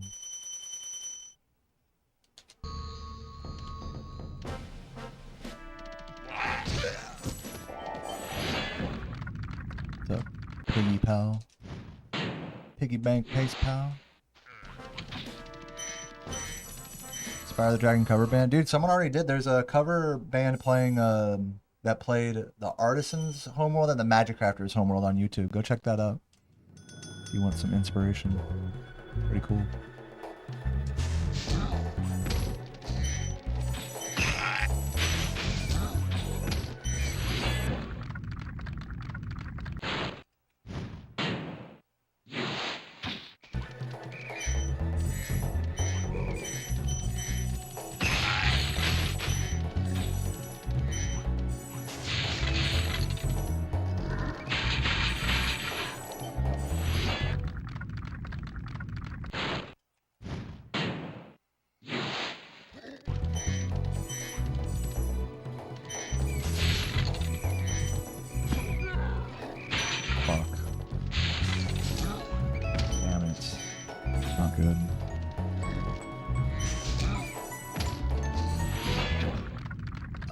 I mean, I think playing perfect is like a strong way of saying it, but yes, I need like a pretty flawless run, I think. I need to be playing within, I'll put it this way, I need to be playing within like 6 or 7 seconds of my record for pretty much the entire run.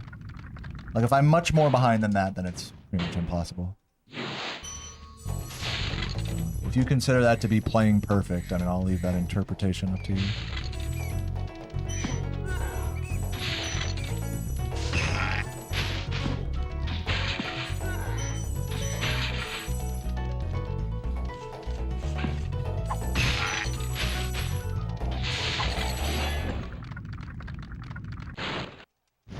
Sparks good. I mean, that was definitely on me for not just grabbing the gem out of the air, though. To be fair. I would love to blame Sparks, don't get me wrong, but that one, that missed yellow was on me.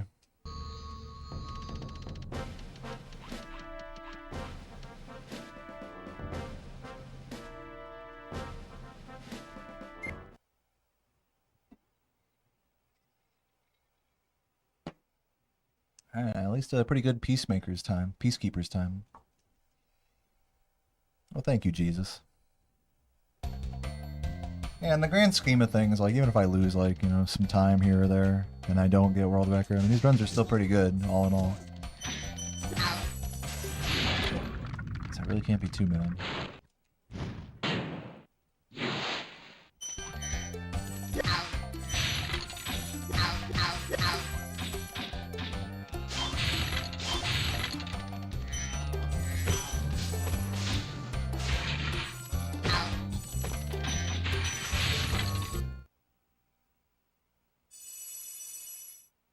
Yeah, right after failing the yellow gem, I remember to do the anti-flame at least. Little recovery. You noticed that.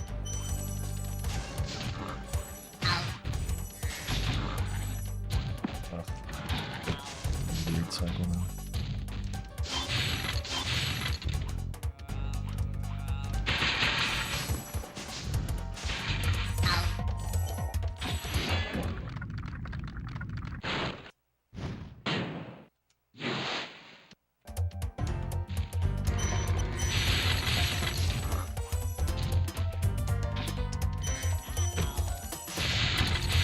Sure I got that blue.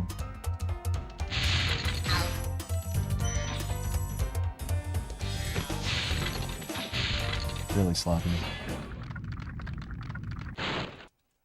Should have just jumped over the thing instead of going around. I still do that stupid old strat.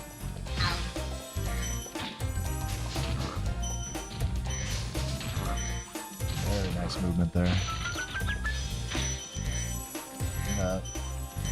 Trying to be very thorough with the gems here.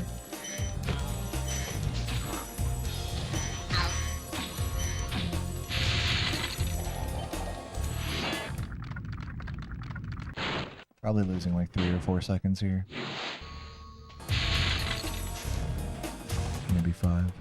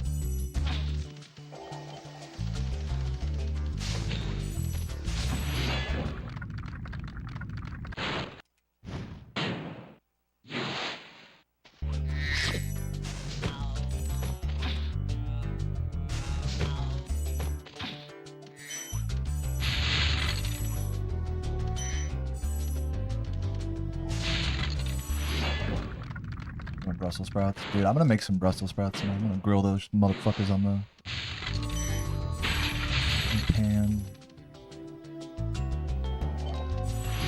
Brussels sprouts.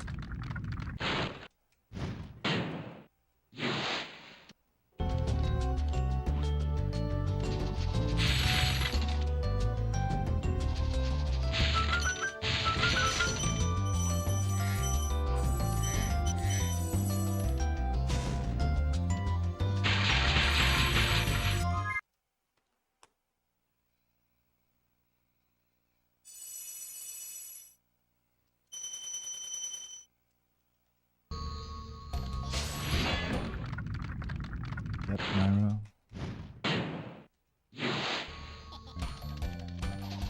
Flame charge those fucking Brussels sprouts.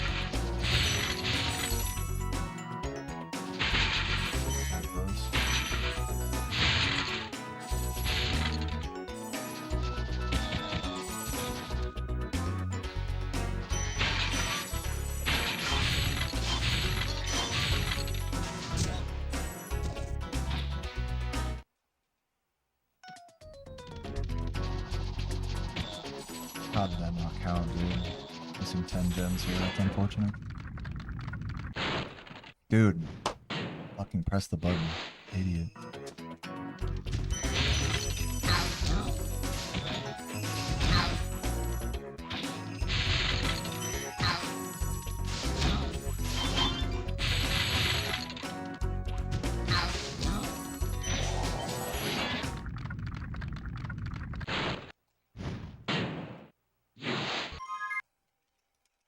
Glad to see we have some Brussels sprout lovers in the chat. I like to sear my Brussels sprouts in the pan with a bunch of olive oil. Add like whatever fucking seasoning to them. And then I'll eat them with a little bit of brown mustard on the side, dipping.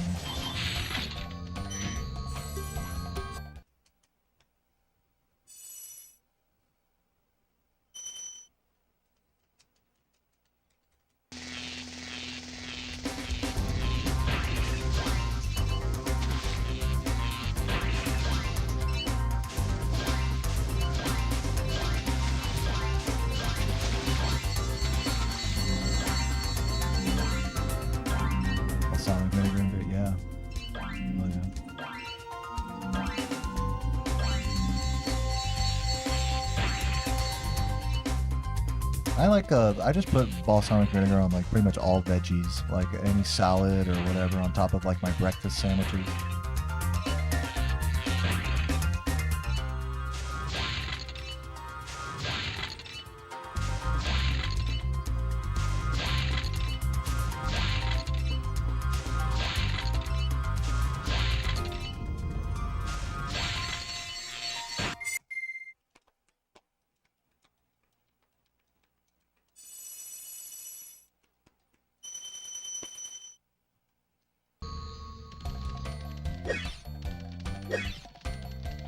Sarah likes the meatball sandwich glaze.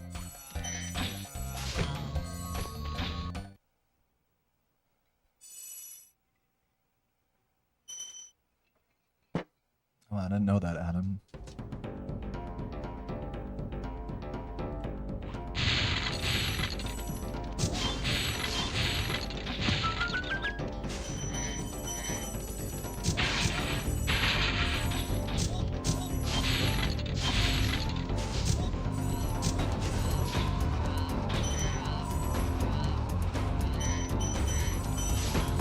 No, what? That was a weird way to fuck that up.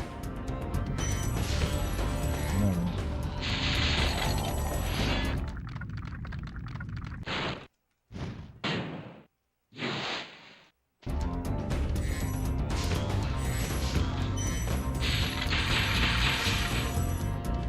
Yeah, it is always that room. No, you're right. Like, I suck, like, at that room.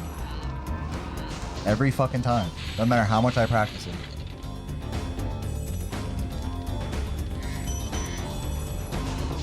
It's tough to get right. It's a tough room to get right.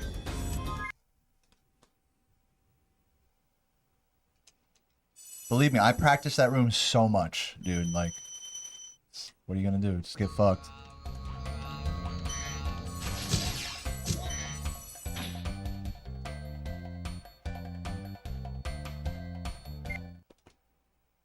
Well, almost a good run. This run can world record still, but I wouldn't count on it. I feel like my gem count's kind of weak, and the pace is now pretty weak as well. Wow, I did not know that, Graham. I'm loving all the vegetable fun facts. They're giving me solace on this painful run. Top new trick? Yeah, I'll try to send it in treat. Unless I save like a bunch of time in Misty Bog and it's still recordable, then I'll just YOLO it in treat.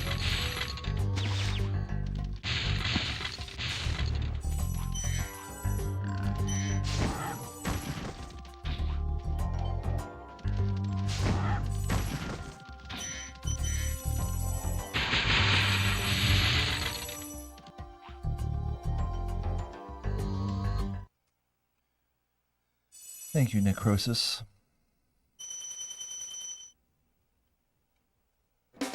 Where's potential time save? There's like up to like, I don't know, 6 to 8 seconds in this homeworld. A lot of that being in Misty Bog if I play well. And like another 3 or 4 being in post Metalhead. I need to take a look at my gem count. I need to make sure I'm not talking at the end of this level so I can look at my gem count.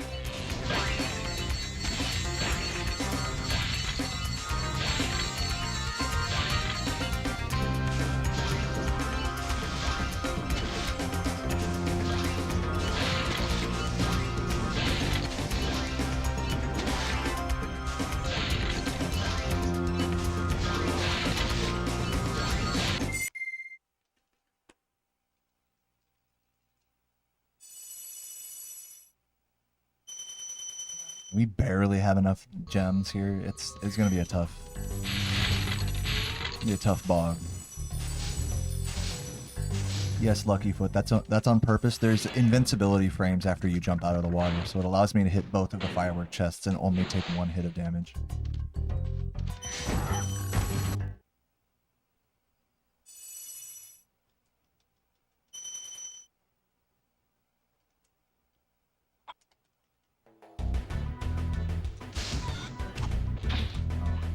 Movement.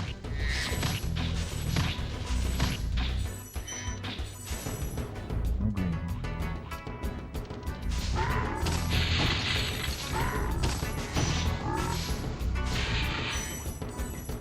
Dog, I need this. Oh my god, this run is so... Run sucks. Not saving time here. If I'm lucky, I might break even. I might be still sub 10 seconds behind if I have a good rest of the level. Very weak start.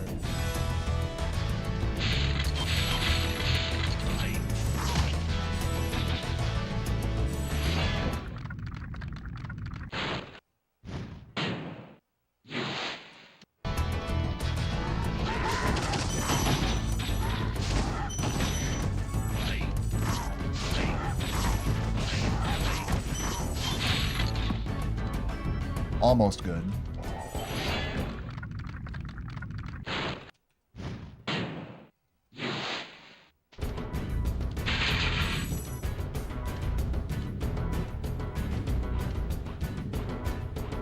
It's fell.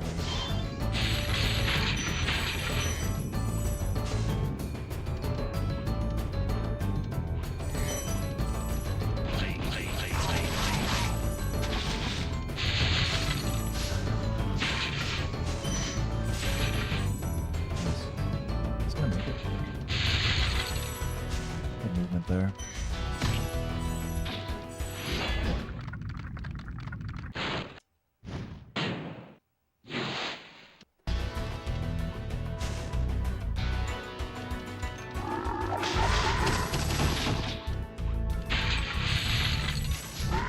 That's bad.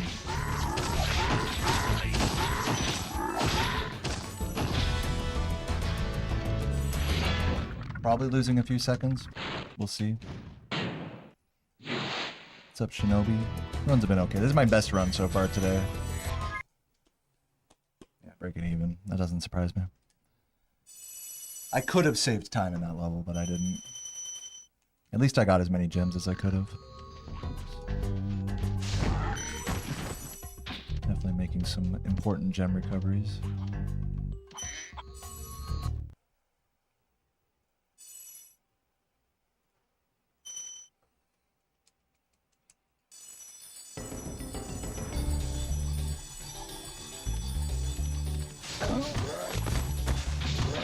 Both of those reds somehow.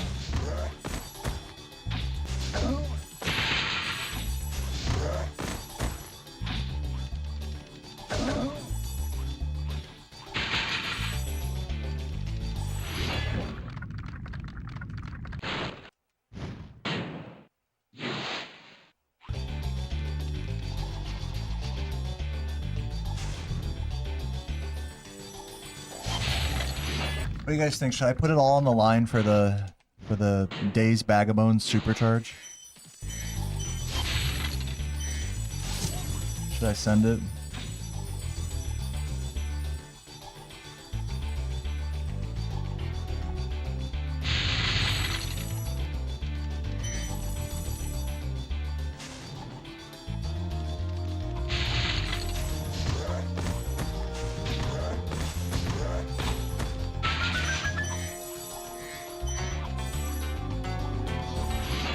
Alright, let's do it.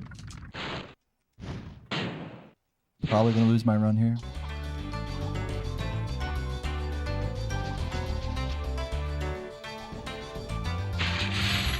Almost. I almost had... That was like frames away from working. Not the worst, though. I mean, my run's not dead, at least, thankfully.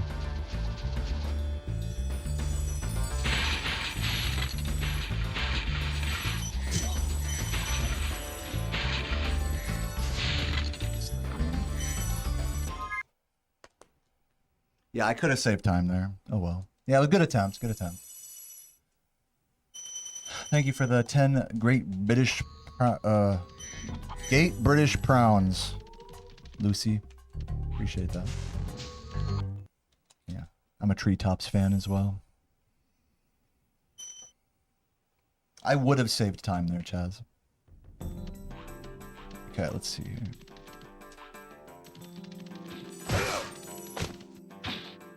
I might as well do the fucking out of bounds here as well, why not? Any little fucking time save I can get. Nope. And I'm dead! I have to just do this, hold on. Go here. This is so stupid. I didn't even check my gem count, by the way, going in here. So hopefully this is enough. It probably isn't. I think my run's actually dead now. You know, to be fair, I'm just doing all the wackiest, like, weird strats that I don't normally do, so I'm not surprised I threw my run to that. That was cool.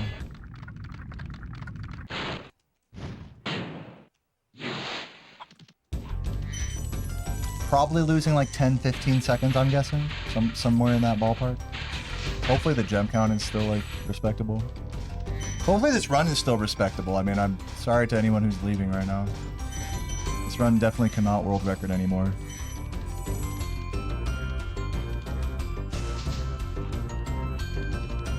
I hope I am still valid.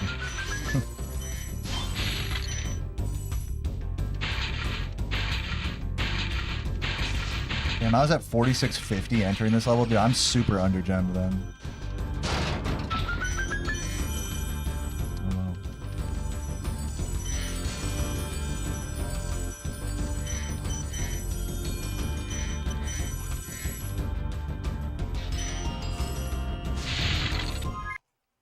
It's doomed anyways. No, I was 471, dude. See, that's why I shouldn't listen to you guys. I'm fine. 4671.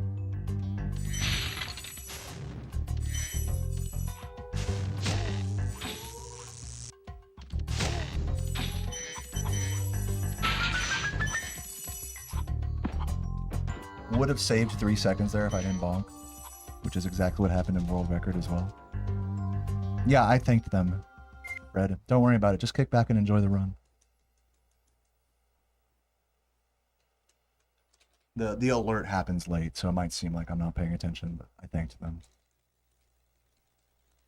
Let's see here.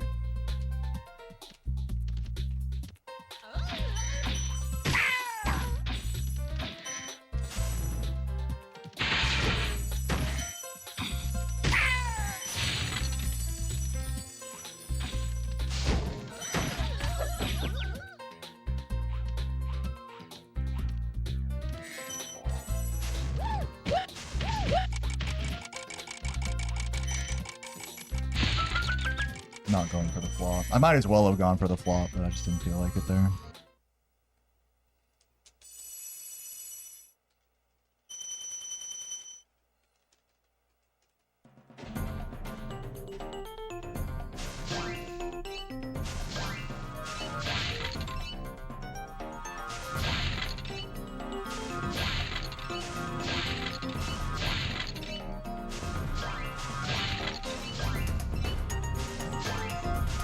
Fellas, is this still a good run?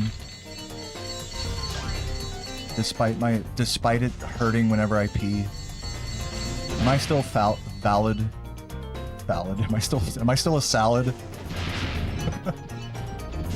Fellas.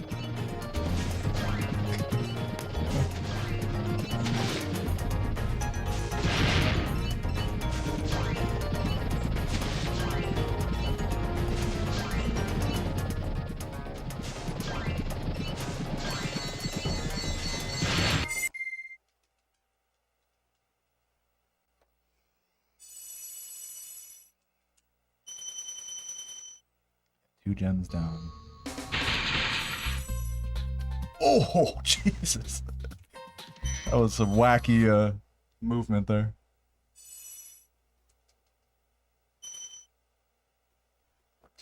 I'm down 5, actually. It's not good. I'm gonna have to grab the extra greens at the start.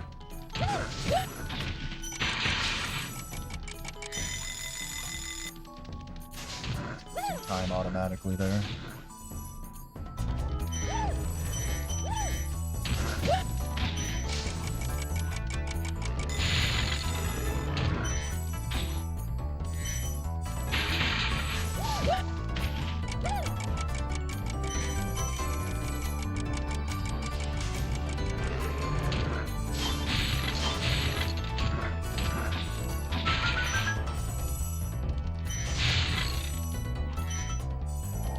Nice. Hopefully I think I might have needed that other red though. Let's see.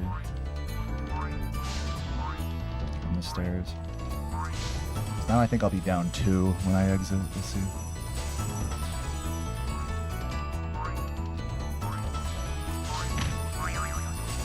Hello? You idiot.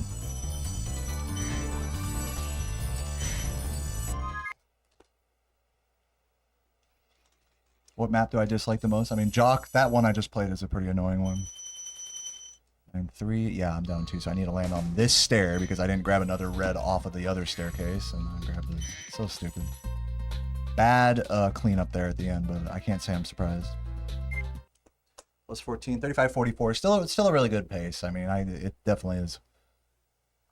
It's farting its way to the end here, for sure, but whatever. Let's see if we get a good rat.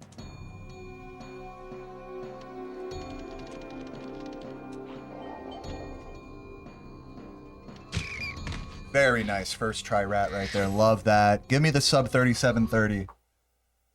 This could 37-1X actually, I think, right? Maybe. Let's see, dude. Nice run. Glad we finished today on a good note. I like that. Unless I like die here, which is possible.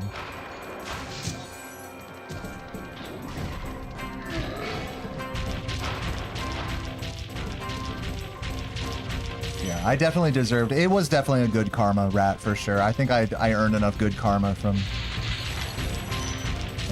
not just this run, but all the resets today. I feel justified in that rat. I feel like I deserve that.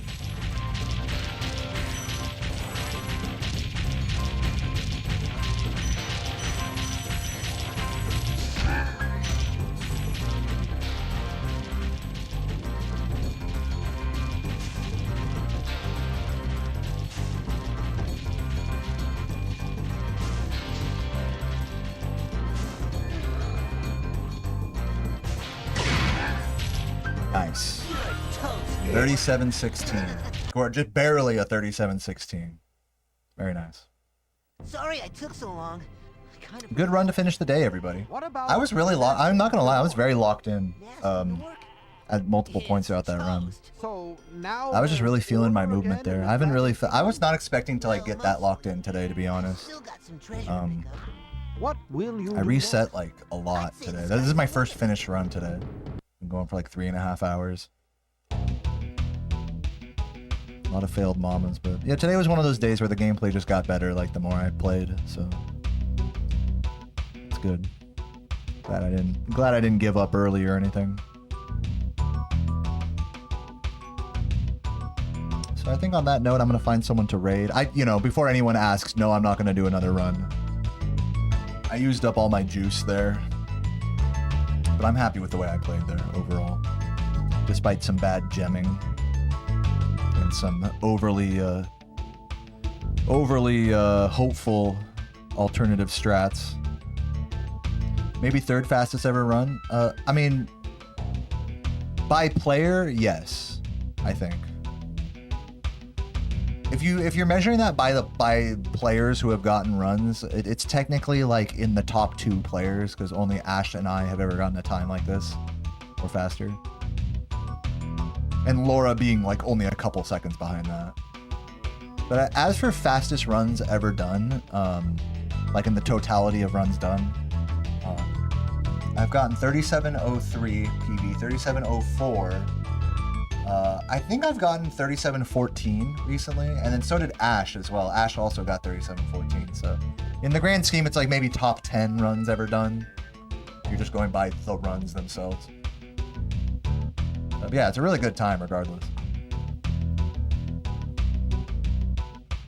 Top 2 players, top 10 ever run done. Ever run done. Dude, exactly, Nutmeg. Cheers to that.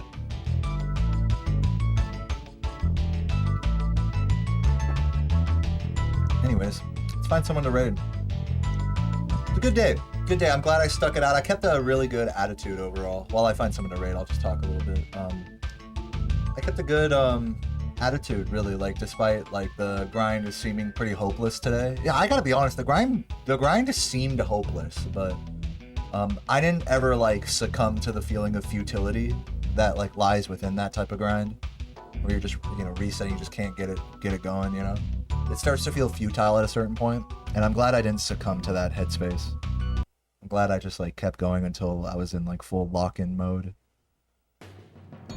Sometimes you just gotta squeeze it out. Anyways, let's raid Anchovy. Let's see what's on. Hit this shit.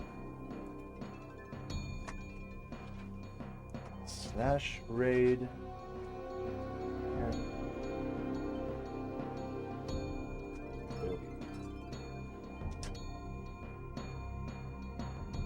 Oh, dude, hell yeah, I'll come to the wedding. Yeah, that's right, you got engaged. Dude, I'm absolutely at that fucking wedding. I'll be one of your bridesmaids. No, I'm just kidding. You're talking about free food and drinks and stuff. You guys better have some fucking... You guys better have an open bar, bro. I'll take some free drinks, man. Some free IPAs just for me.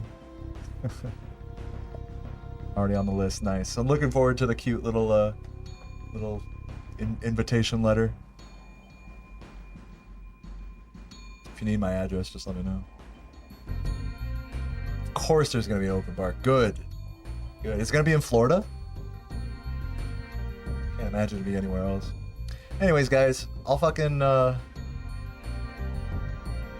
have the same number. South Florida. Yeah. Alright. See you later, everybody. Have a good day. I love you all very much. Peace. Mwah.